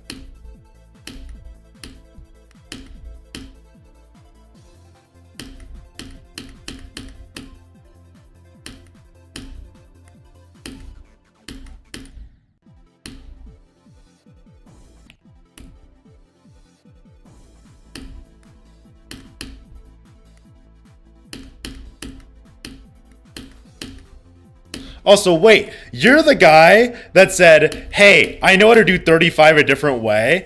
There's only one way to do 35, by the way. So, like, not only are you being socially inept right now, but you're being logically inept.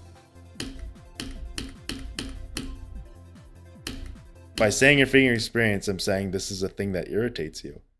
No shit. Like, does it not irritate you that you've been an asshole? Like, I'm irritated by it because I know from experience from being an asshole. Like, of course it irritates me. What are you trying? What point are you trying to get across from that?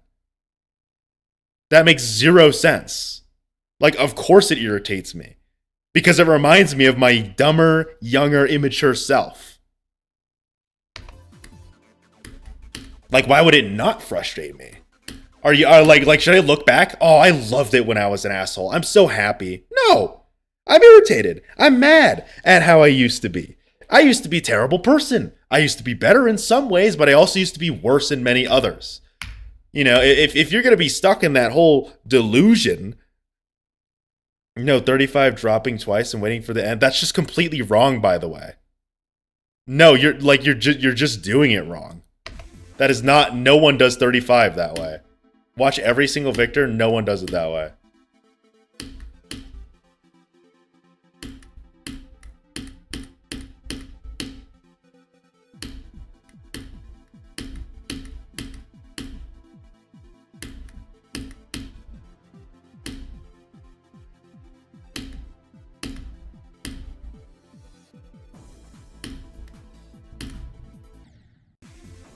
Just because people don't do it doesn't mean it's wrong. You are playing a top 10 level. The reason people do it some way is because it's easier. I do things differently because they actually are easier. You are telling us to do it a harder way. Like, there's a difference because I've made those mistakes before. I used to do 27% in a really dumb way. And then Kiru said, that's stupid. Do it this way. And it was so much easier. Just because you're doing it the wrong way doesn't mean you're right either. Maybe think about that as well.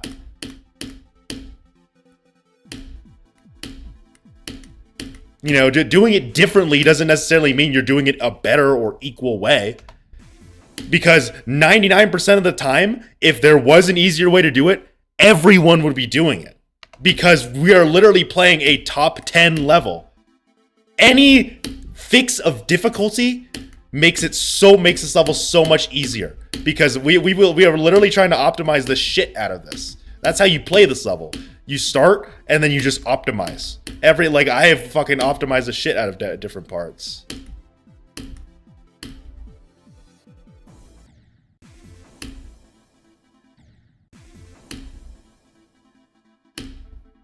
He did deserve timeout though. I mean, I'm surprised Voxy didn't ban him because Voxy apparently said this guy called her an illegal immigrant. Which obviously I don't know the context. Voxy might be able to fill me in on that, but like, yeah. I don't know. Like the points he brought up were very like kind of dumb in my opinion. Like this is a guy like by the way, plus or minus. So he's talking like he knows every end, obviously, because everyone knows every end nowadays. And this guy is bragging about a 21 to 28% run. Who starts at 21%? Like, here's the weird part. The green section of Left Unknown is 20%, not 21. So, like, who starts at 21% in Left Unknown's part? Like, do you guys want to know where 21% is? 21% is like right here. Like that's, no one puts a start position here. You always put like a start position here. Like this is a good start position. Or maybe like even further, like you could put one back here also if you want to. I don't know, man. I think it's another every end LARPer. Maybe. There are a lot of every end LARPers. I could tell because when I look at channels like, you know, I look at Plus or Minus's channel, I look at Kiryu's channel, I look at Leo's channel, I can actually see progress videos on it. I think that's the key detail for me is if I don't see progress videos, I don't believe it. Easy peasy. I'm very simple when it comes to that. No progress means no videos, no streams on it means you're probably not doing it.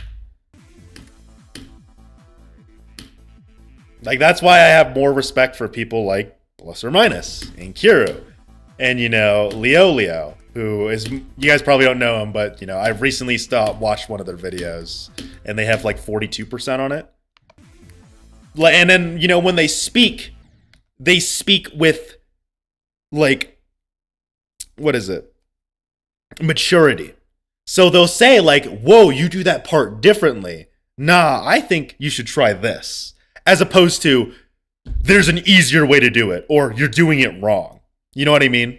Like, what tells me is that that you guys are knowledgeable players is when you can do things like that. You can acknowledge people do it differently, right? But you're not a dick about it. You just point things out. Like, I don't really do that. I do this instead. Or you'll actually share, like, ball, like you'll share knowledge where I could be like, this guy knows ball. You know what I mean? Like, you guys will drop some, like, something that's, like, only, like, real every end players would know. Like, that shit tells me, alright, this guy's legit. Like, for example, Leo brought up a tip with the jump at 17%. And it's like, you know, that's an actual genuine tip that clearly tells me that they know how to play that part. They're not like someone that looks at the part and they're like, why don't you do it this way instead? They're like, oh, I prefer a lineup there. And it's like, you're right. You can line up that jump, you know? I know, like, it's awkward. Most people don't do it, but like, again, it's the fact that you could, like, what they're saying makes sense. As opposed to this person that's like, you're doing 35% wrong. No one says that. Like, no one is like, oh, there's a different way to do 35%. Just fucking do 35%. You know what I mean? Like, there should be absolutely zero debate on how you do, like, specific parts of this level. Like, no one's going to debate, oh, you're doing 51% wrong. That's what tells me that they don't know anything about this level. Because there are some parts, it doesn't fucking matter how you do it, as long as you do it. But there are some parts where it's like, that's probably not right.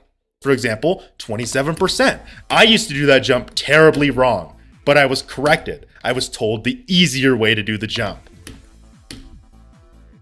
Like, there shouldn't be a debate. Like, I would be genuinely surprised if, like, Kiryu was like, dude, you're doing 36% wrong. It's like, no. Just do 36%. You know what I mean? No one's like, oh, there's a specific way to do 36%. Yeah, there is. You just gotta do it, you know? There's no, like, super super awesome tip and trick that like we're all missing out on. No. Like 13% I do differently, but that's because it does make it easier for me. But you know, if someone's like, oh, you're doing 13% wrong, like, no, just do 13%. Just do 35%. You know, there are ways to do those parts. So just do them. There's no like debate on how you're properly supposed to do it. There's only specific parts of the level where you can make that argument. You know what I mean? Which I think is what's really cool about this level, is that like you can do it differently. But it's only like very specific sections that you can, and it makes sense at the end of the day. Like I've changed how I played this level a lot. I took Kiryu's hold at the triple spike strat. I know it's not pop-offs, but I saw pop-off do it, where you jump at 13% to make the lineup on the triples easier.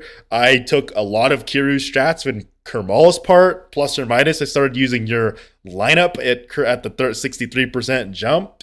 But I still have my own things. I learned how to do the beginning of Kermal's part my own way. I do like Starkey's part very differently from you two, but it's not like I'm doing it wrong, because you guys know at the end of the day, it's just awkward for you. It's the same difficulty though. But this guy tried to make the argument that there's an easier way to do it, which is just not correct. There is no easier way to do 35%. There's just different ways to. How do you know my 63 lineup? Kiryu told me. And I'm like, and at first I was like, dude, that seems so weird. I'm not going to use that. But now it's like, wait a minute. It's kind of clicking in my head more. I only use it when like my brain is really slow though, like today. And that's not me saying your thing is a slow brain thing. It's just that when I don't have the reaction time for my lineup, I use your lineup, which has still a very quick reaction, but it's a little more consistent to see in my mind. It is funny that you, me, and Kiryu do it completely different ways.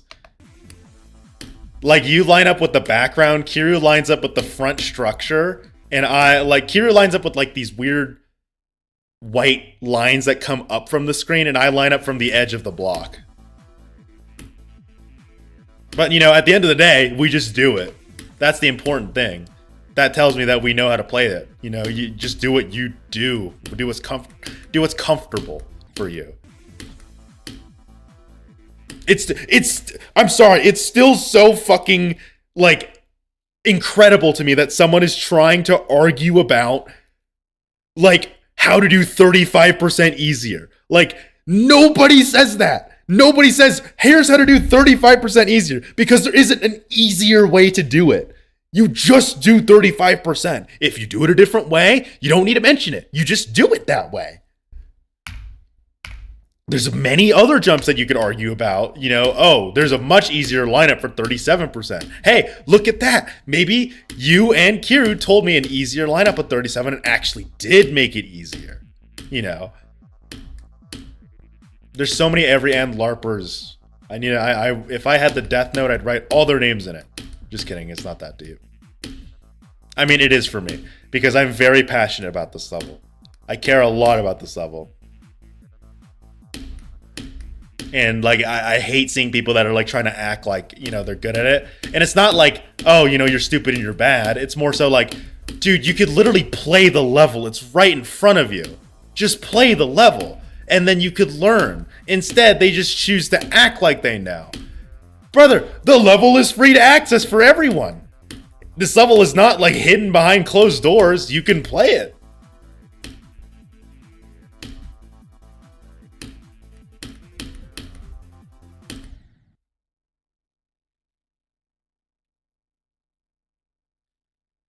Almost 0.5% on the top 8th hardest level when your current hardest Sakupen was low-key crazy. Maybe not that crazy. I don't want to like kind of milk that part of it. Like, I get it. Yeah, Sakupen hell every end, crazy jump, blah blah blah. You're right, but I don't like being, you know, that kind of guy where it's like, guys, look at me. I'm jumping. Guys, look, did you guys know I'm jumping? I like to just think of it as I'm doing a jump, yeah, but I'm just trying to beat the level. You're doing 2% wrong. All right, mods ban plus or minus. You're allowed to be that kind of guy. I know I can be, but I don't wanna. And that's not like me trying to shit on the people that do that. Like, do it if you want to. You have the right to. I just choose not to because I don't want to be known as the guy that jumped to every end, even though I kind of can't control that fate. That's kind of what's happening, you know? But like, I don't know. That's why I'm very heated when people like diss this level or try to act like they know this level, because I really, really like this level. I've dedicated so much time to it. I love this level. I love talking about it. And then seeing these like, you know, I'm gonna be a petty little bitch here. Seeing these losers act like they know shit, it pisses me off. It really pisses me off. Because you could, like, this level is free to play. You could play this level if you want to and really learn why we hate these jumps, why we struggle at parts, but they don't. Instead, they're just like, oh my god, you died to a triple spike. But they don't know it's a frame perfect because they're too lazy. They're too busy playing Future Funk and complaining about the duel, which isn't even that hard. Sorry for the truth, Nuke, everyone. The Future Funk duel is not hard. But like they're busy complaining about that, and then they're like looking at a frame perfect and they're saying, "Oh, it's just a triple spike." Dude, I just like every end. I'm overly passionate about this level, like an extremely high degree, I'd say. It's why I get so emotional over it. It's just so like I love this level so much. And every time I like fucking die to it, it's like, ah, let me beat you. That sounds very weird out of context, but I hope you guys are nice enough to keep that in context.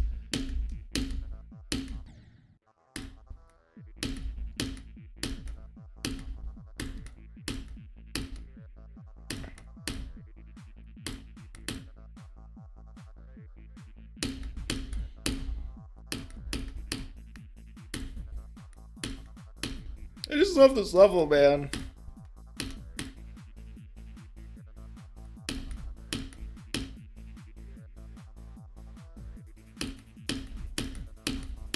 Every end doesn't like me, but I like it. This is a very one-sided thing. A one-sided shebang here. I love every end, but every end doesn't love me back. It keeps killing me at 8%, 10%.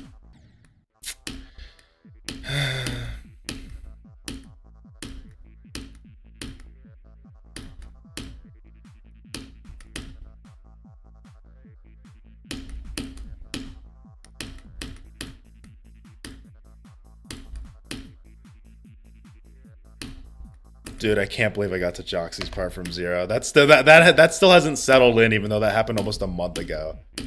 The fact that I heard this part right here from zero. Ugh. I don't want to know what Nepestis part's gonna be like, dude.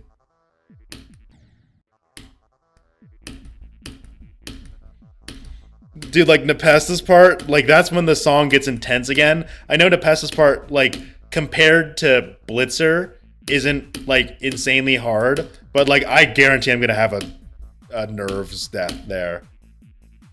Like just hearing that fucking second drop is gonna be unbelievably baffling to me.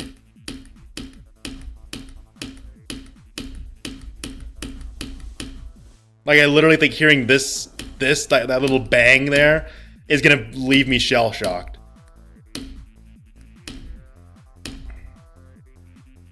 Because this is the last part until you reach the halfway point. Like that hasn't set in with me yet.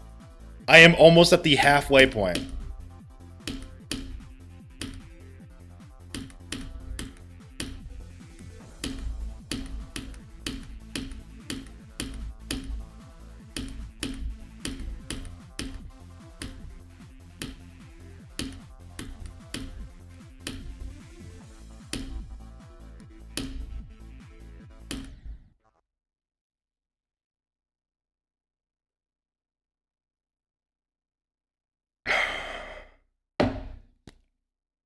Please. Please, Mindcap, let me get 50%. Or let me get 41%. I don't care if I die at the first jump in Nepesta. Just let me get to Nepesta's part so I can be like uber happy about something. I made a promise, by the way, to Kiro. If I ever make it to 41%, I am locking it in. That means I am going to play this level and nonstop. Well, actually, nothing's really going to change because I'm already doing that. But you know, I think 41% is that indicator that like this is it. I think I have not gotten to that point where I believe in myself 100%. I'm like 90% right now, you know. My headspace is 90%. I can do it. 10%. Maybe there's something holding me back. But 41%, weird percentage to, you know, let that be your, you know, eye-opening percentage, but it is for me. Because I've done so many runs from Nepesta to Kermal. I mean, am I going to do it immediately? Probably not. But man, that is just a insane sentiment. Or that would be so sentimental for me. Because that would be me getting past all the parts that I've been just struggling at big time. I've been having huge struggles with, you know, with Blitzer's part, with Joxy's part, with Left Unknown's part, with Mindcap's part, with Penito's part. All those parts have been just a fucking nightmare for me from day one. And just having the relief of knowing I could get past all of them in one run would be insane. Obviously, that's not the end of it. There's still like what, 50%, more than 50% of the level to go.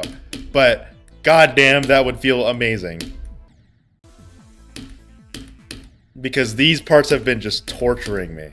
Maybe not, actually, surprisingly, not Blitzer's part. Not Blitzer's part anymore. When I die at Blitzer's part, it's just like, damn it. You know? Same with like Left Unknown. But Mindcap and Penito, god damn it, I hate you.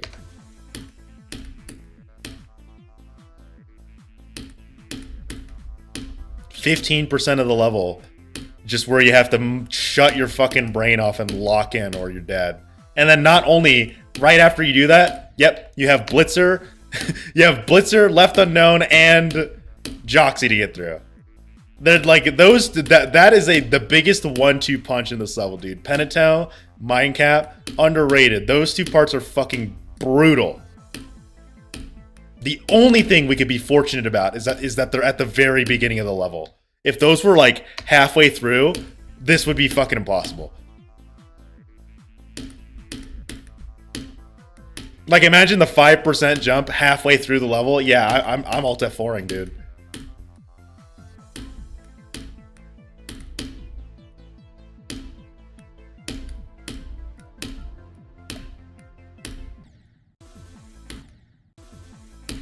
I mean, we kind of have that anyways. That's what the 71% jump is.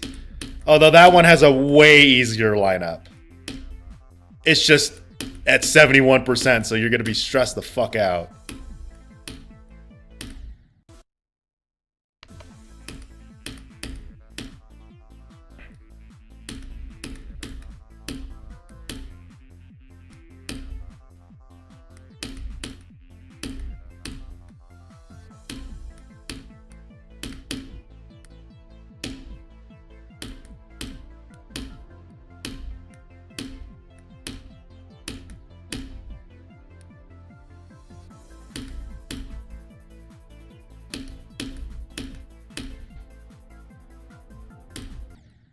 See, like, what's sad is that I know I can do it. Also, I'm going to go pee real quick. I know I can do it. I just need, it's like I say it every stream, but it's just to constantly reiterate to myself, all I need are more Left Unknown attempts. And that's it. That is the key to my success. Just more Left Unknown attempts. I need to lock in the first 14% of the level. All right, I'm going to go pee.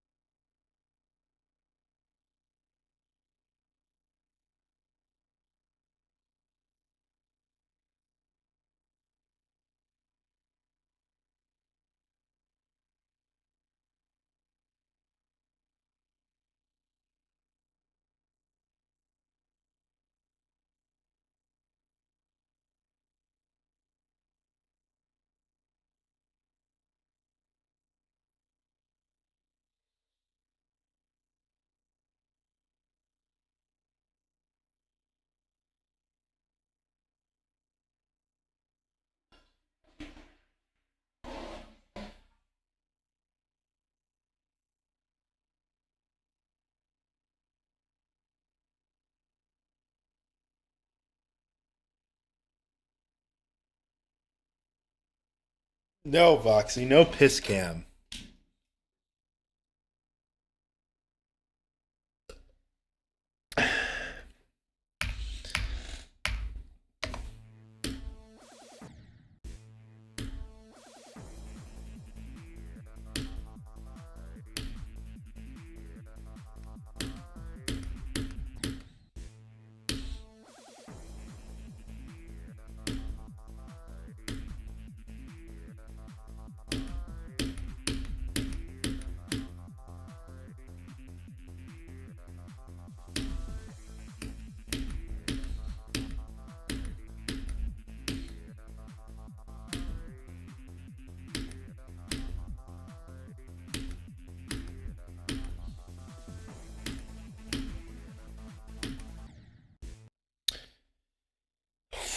See, I just need more of those from Zero. Like, even dying at 15%, it's brutal, it sucks, but like, it's just the idea of getting past Penato and, you know, Mindcap that I need to get. I just need to feel that more.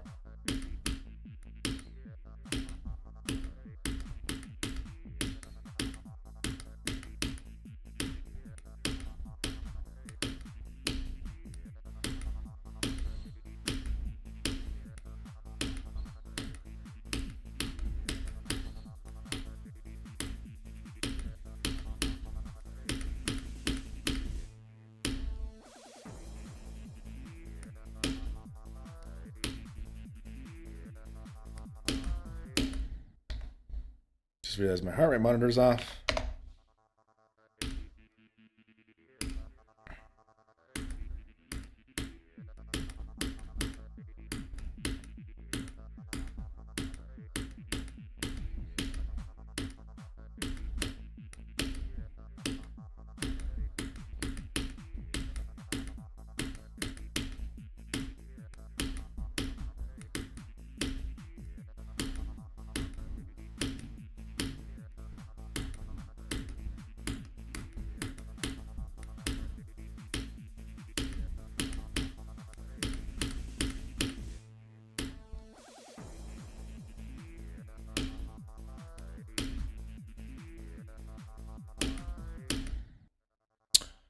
I feel like it jumped early there. That was really weird. Like, normally I'm not like very complaining about that, but that I just felt like, I mean, I'm not gonna blame my computer. It was definitely still me, but like, my brain must have been fucking far off if it thought that was early.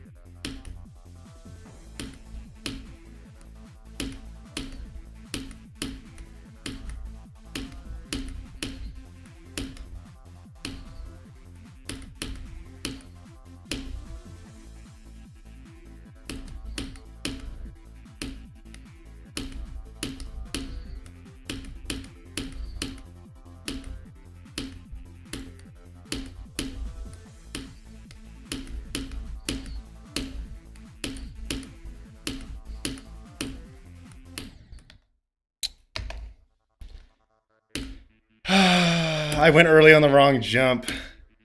It's the next jump where I tend to try to go earlier. Not that one. I keep forgetting that there's a little spike up there. Because the jump after is like a triple, but there's a block. So you can go a bit earlier there. But that one has the spike, so you need to go a bit later.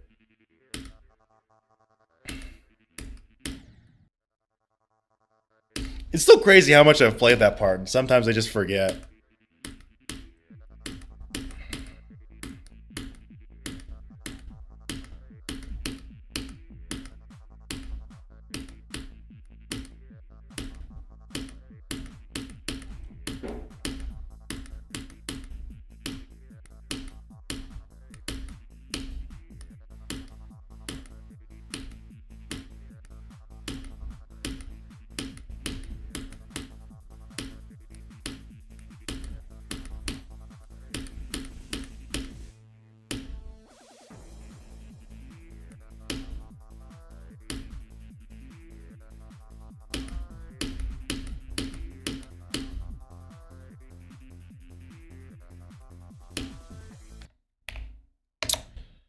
That's the worst one to die to, man.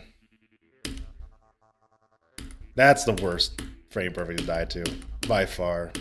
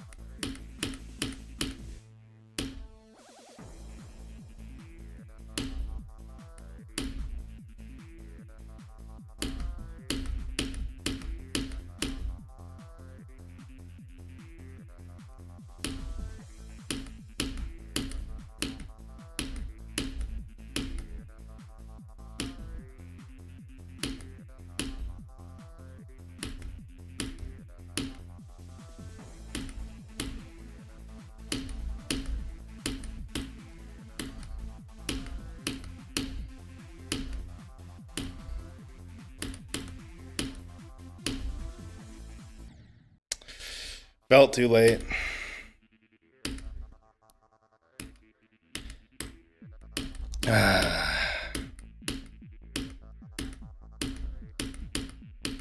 I was shaking my head the moment I clicked that. I was like, no, that's just, damn it.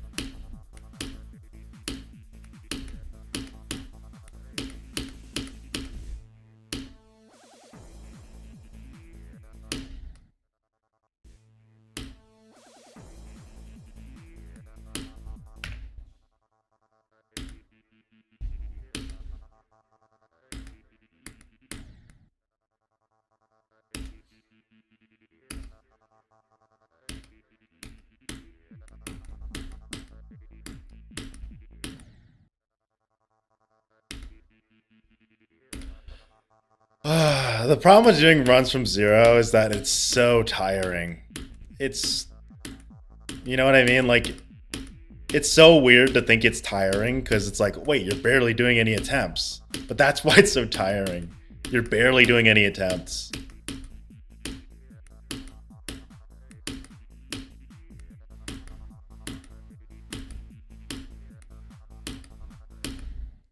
You know what I need to remind myself sometimes? Here, let me show you guys something. Sometimes I need to remind me that when you beat a level, your death splits are going to look like this. They're not going to look pretty. You're going to have like the common death points, obviously. You're going to have the very common death points later on. Then you're going to get a lot of attempts pretty far in, and then it's just going to thin out. Like you're barely going to get any attempts later. I need to keep that in mind when I play this level. The problem is that, like, in Sakupen Hell, I can get 2,000 attempts in one day. More like 4,000 attempts in a day. Every end, I can only get, like, 300. So, like, this is going to happen over a long period of time. I need to keep reminding myself. Also, look at this fluke. This is beautiful. What are my best runs? Did I have any 50% runs? Oh my god, I had a lot. 29 to 100, 39 to 100, 50 to 100. Like, I think this is something I needed to do, is just remind myself that progression when you play levels is not pretty looking. There's always going to be those random ass fucking large death points for some reason. For some reason, 7% is just impossible. For some reason, 17% is just... Well, you guys know why 17% is impossible, I'm assuming. Like this is, like, right now what's happening, this is 5% for me. This is 10% for me. Like, this is the splits that I'm going to have. Actually, let's look at the chart.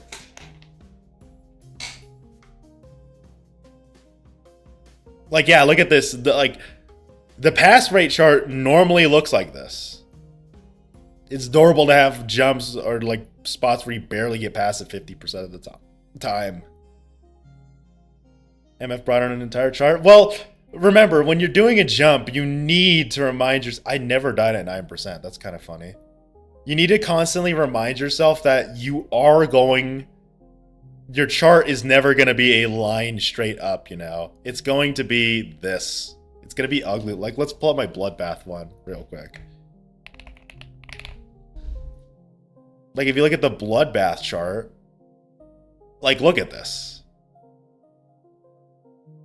You know, I did fucking really good towards the ending, by the way, which is why they're all up here. But, like, I only had a 66% pass rate at this. Like, you know, there's tons of points where it's just, like, common deaths that, you know, I'm just gonna have to run into. Why did I die so much at 2%? Oh, never mind. This is bugged the fuck out also. Like, this is not right. I did not take 12 attempts on this. Did I not link this correctly? Or is it just because I did a trillion runs? What? This is not linked correctly.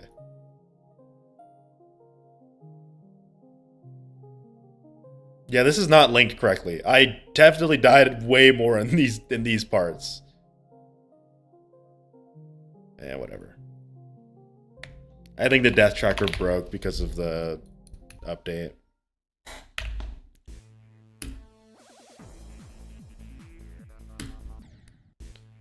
Like, I just need to keep reminding myself, dude. Every level has those jumps where you're just gonna die to them a million times. And, you know, sometimes you can't explain it. You just die to it. Like, sometimes you're just gonna fucking die. And that's okay. Like, I acknowledge that for some parts. Like, when I die in Left Unknown, sometimes I die there. I am really good at Left Unknown's part. Doesn't mean I get 100% pass rate on it. Never means 100% pass rate. I think I'm pretty good at Penito's part. Never gonna get 100% pass rate on this. It's these little things that I'm telling you guys that are the things that keep me sane when I play this level. Because I know a lot of people ask, why do you even enjoy this level? And, like, to be honest, sometimes I really fucking despise this level. But there are things that I do to make myself remember that I am progressing in this level. Normally, it's just more bloated with attempt count, you know? Like, the percentage of deaths is pretty typical. It's typical to have a spot where you just die 100 times more than any other part. Like, as you saw with the Sakupen Hell splits, I just was fucking terrible at 17%. Could not get past it. But, like, 18%? 19%? Not a problem at all. Now, granted, those parts are easier, but, like, that's exactly what I need to get into my head, you know? There are just some percentages you're gonna die at way more than others. And you can't really stop it. You'll get more consistent, you'll die there less, but it's always gonna show a million deaths there.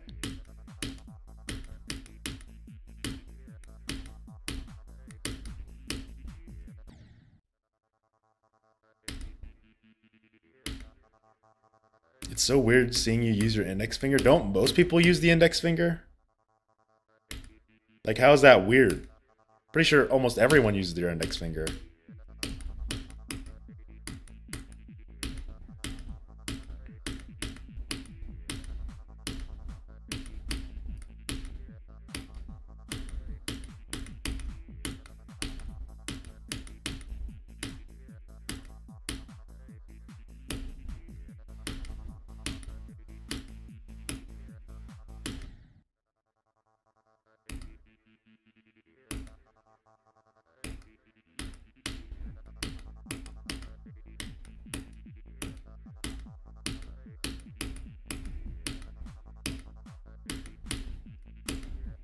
Oh god, I don't want to look at my every end graph, but I think I gotta.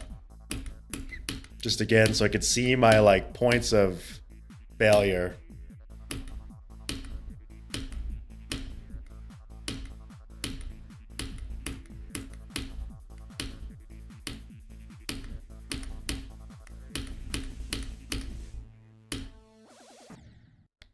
Here.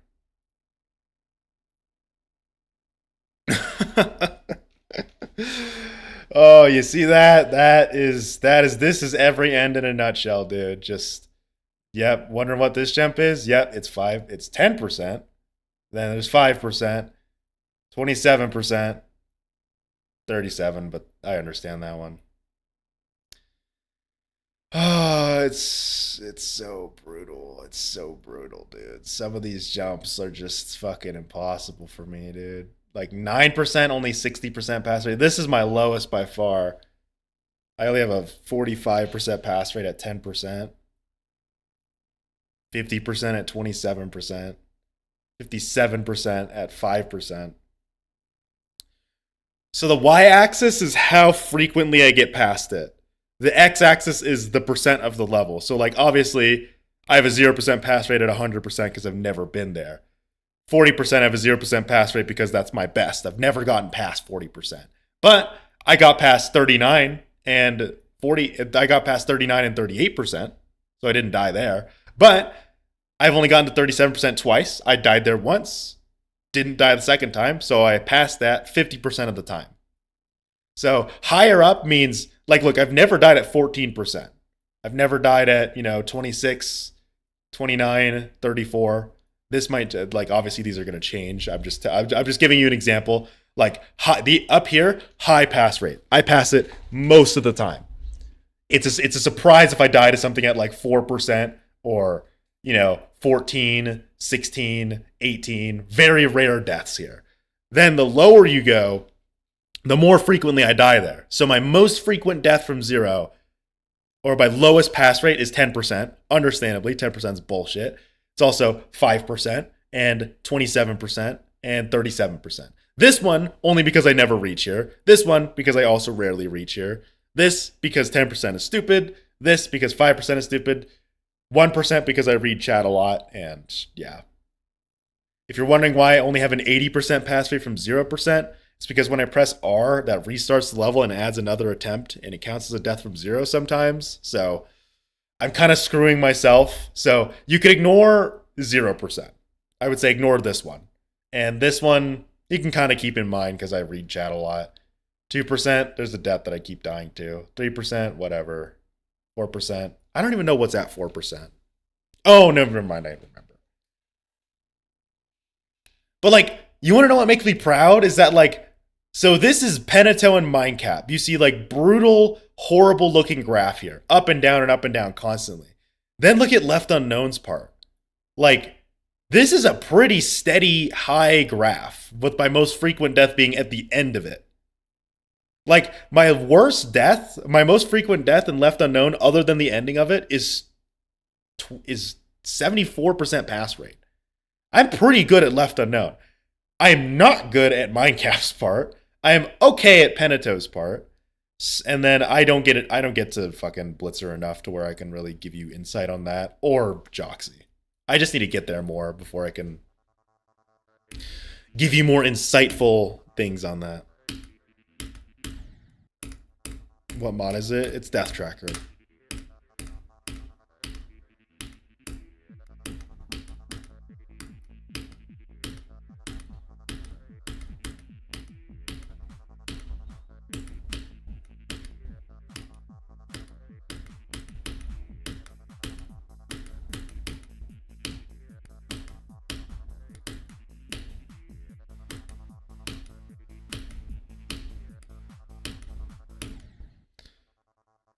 So if you guys are wondering why my heart rate gets so high when I get past 10%, it's because 10% is literally my biggest death point. Like, I die the most there. So that's why, like, even though Left Unknown's part isn't that stressful until the ending of it, I get a high heart rate the moment I leave Mindcap's part. Because it's just my biggest choke point at the beginning.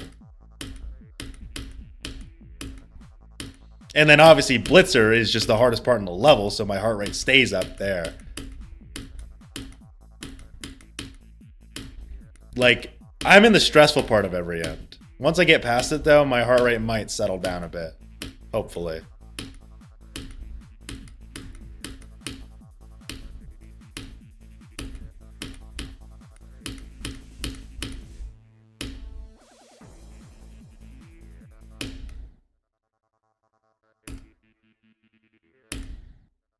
$160's not crazy, by the way.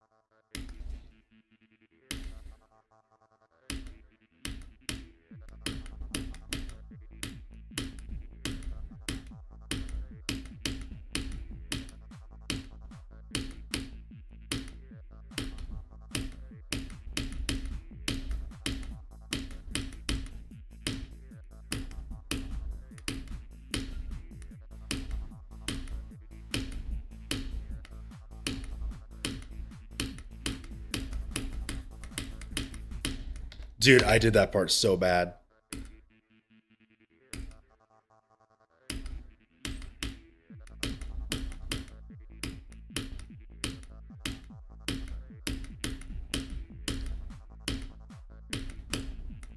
My brain did not register the holds and releases.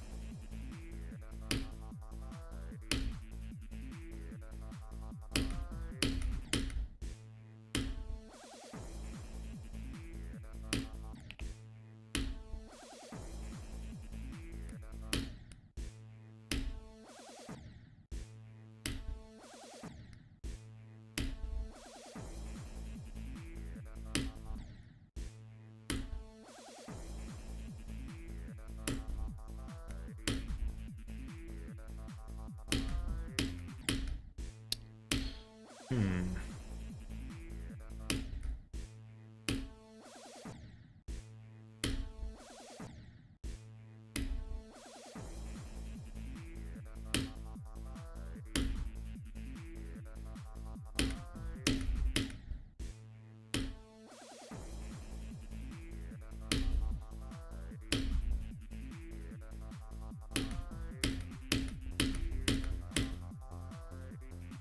Hmm.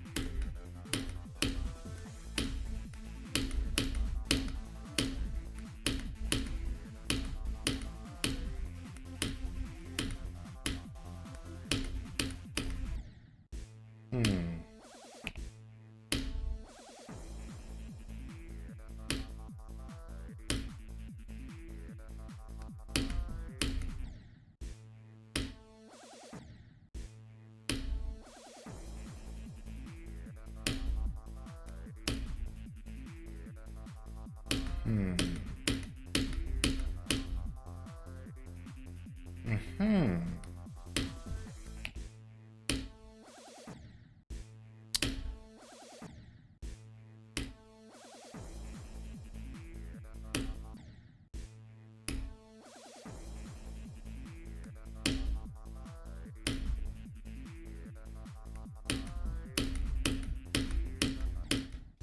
Hmm.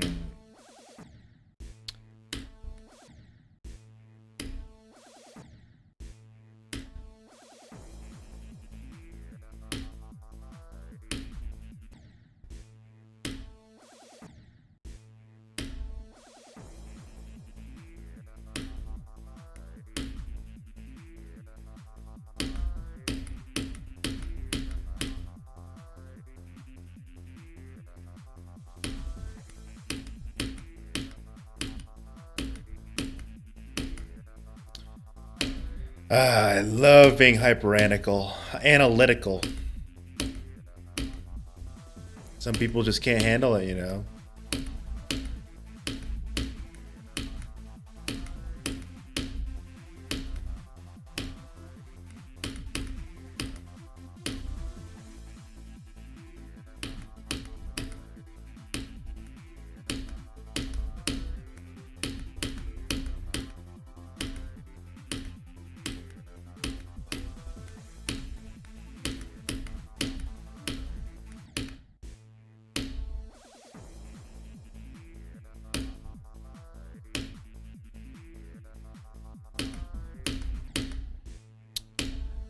I think I got a lineup that I'm a little more comfortable with at the spikes.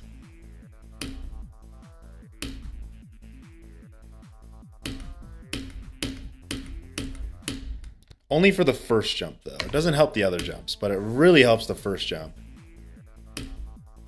Obviously, it doesn't mean I'm going to hit it more consistently. It's just a more better thing for me to look out for. I'm liking it a lot. It feels like I have more time when obviously I don't. The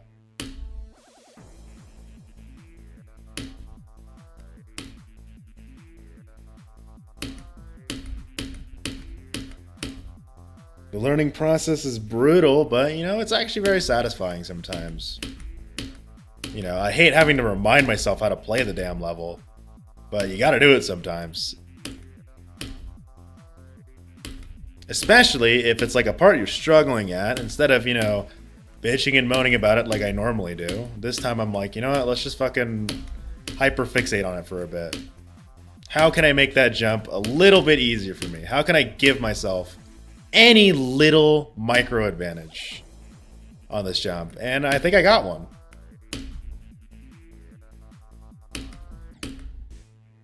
But it only works because of how I work, you know. It's definitely not something that other people would use.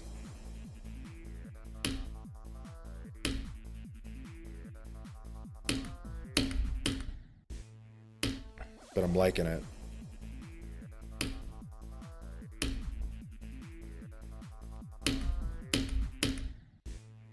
Now the only problem is, am I going to struggle at the second jump because of it now? Because now that my lineup has changed, there's a little bit of a different rhythm to it. Because my intention right now is I'm trying to make the first jump at 10% easier. Because that first jump is the kill point right there. That's what kills me the most.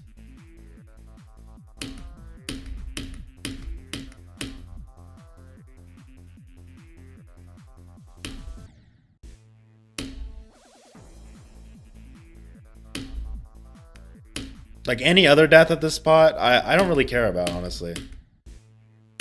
I mean, 9%, ugh, stupid. Well, not stupid, but like, you know, stupid to me because I hate dying there. But like that death right there is the one that I hate the most. Because it's like it doesn't even give me a chance at the staircase. It's just like, nope, you don't even get to enter it. That one's even worse, arguably. The one at 9.9.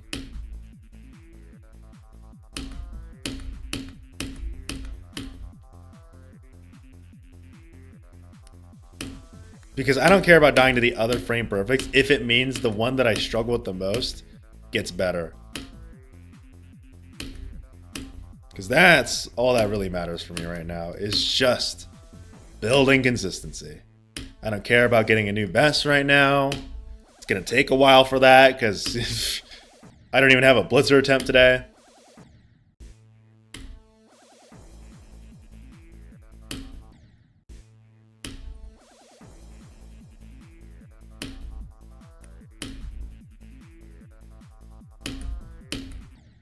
There's something beautiful about levels having choke points. It really filters out those that can tolerate it or not. Am I thinking highly of myself for doing this? No, but I think after going through so many levels with these annoying ass stupid choke points, whether it's just a jump or an entire section, there's something really nice about them.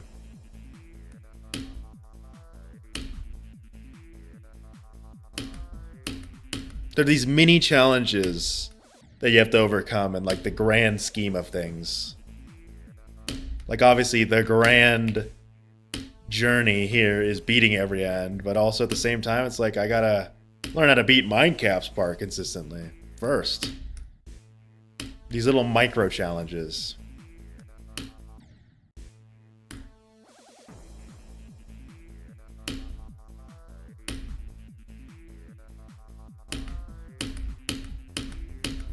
It really makes the progression non-linear.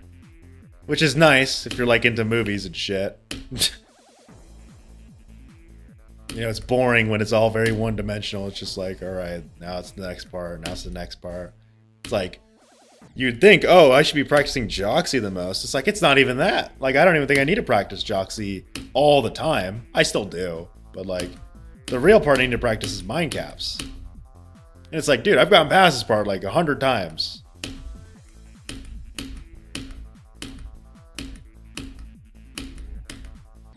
See, that I don't like though. Whenever I drop down, I need to get better at like recognizing, shit, I missed the jump. Time to do it the old way.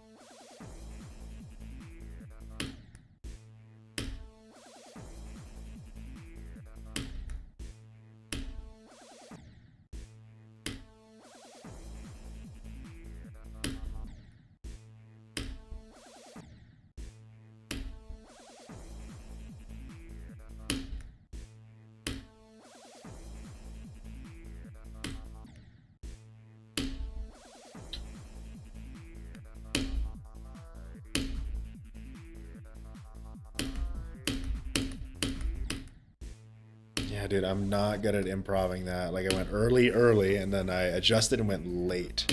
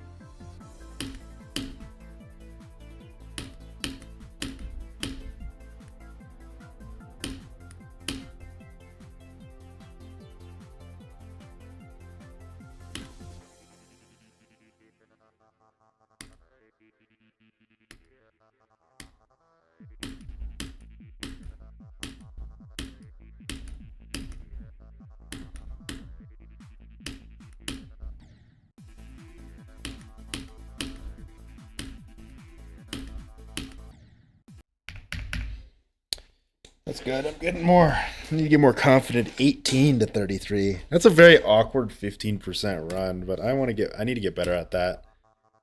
Only. Like the only reason why that run is better than 33 or better than 23 to 33 is that extra 5% includes probably the hardest section in Left Unknown. So it's kind of like a double whammy. It's like I'm getting the hardest part of Left Unknown plus Blitzer in a run. So I think from now on when I do like my warm-ups, I'm gonna do my 88 to 100, and then I'm gonna do 33 to 50, and then let's do 18 to 33.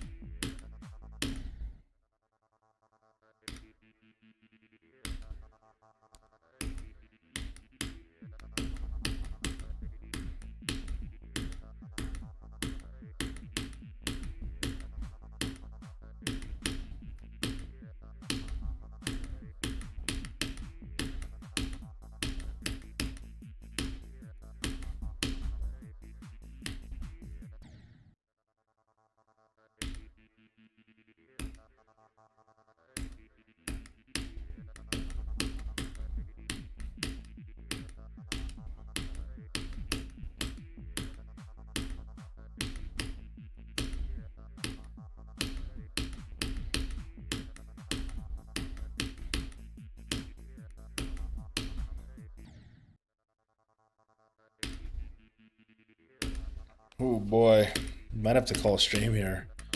We are not even getting past Benito.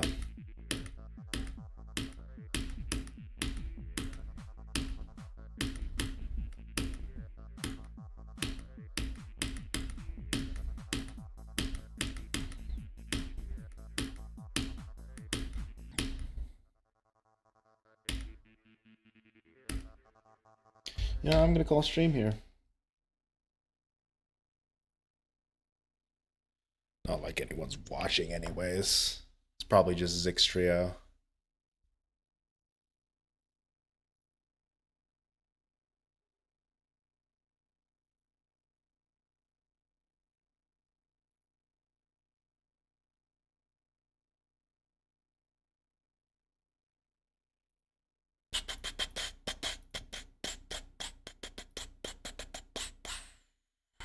Damn, that's a weird sound. How the hell am I making that?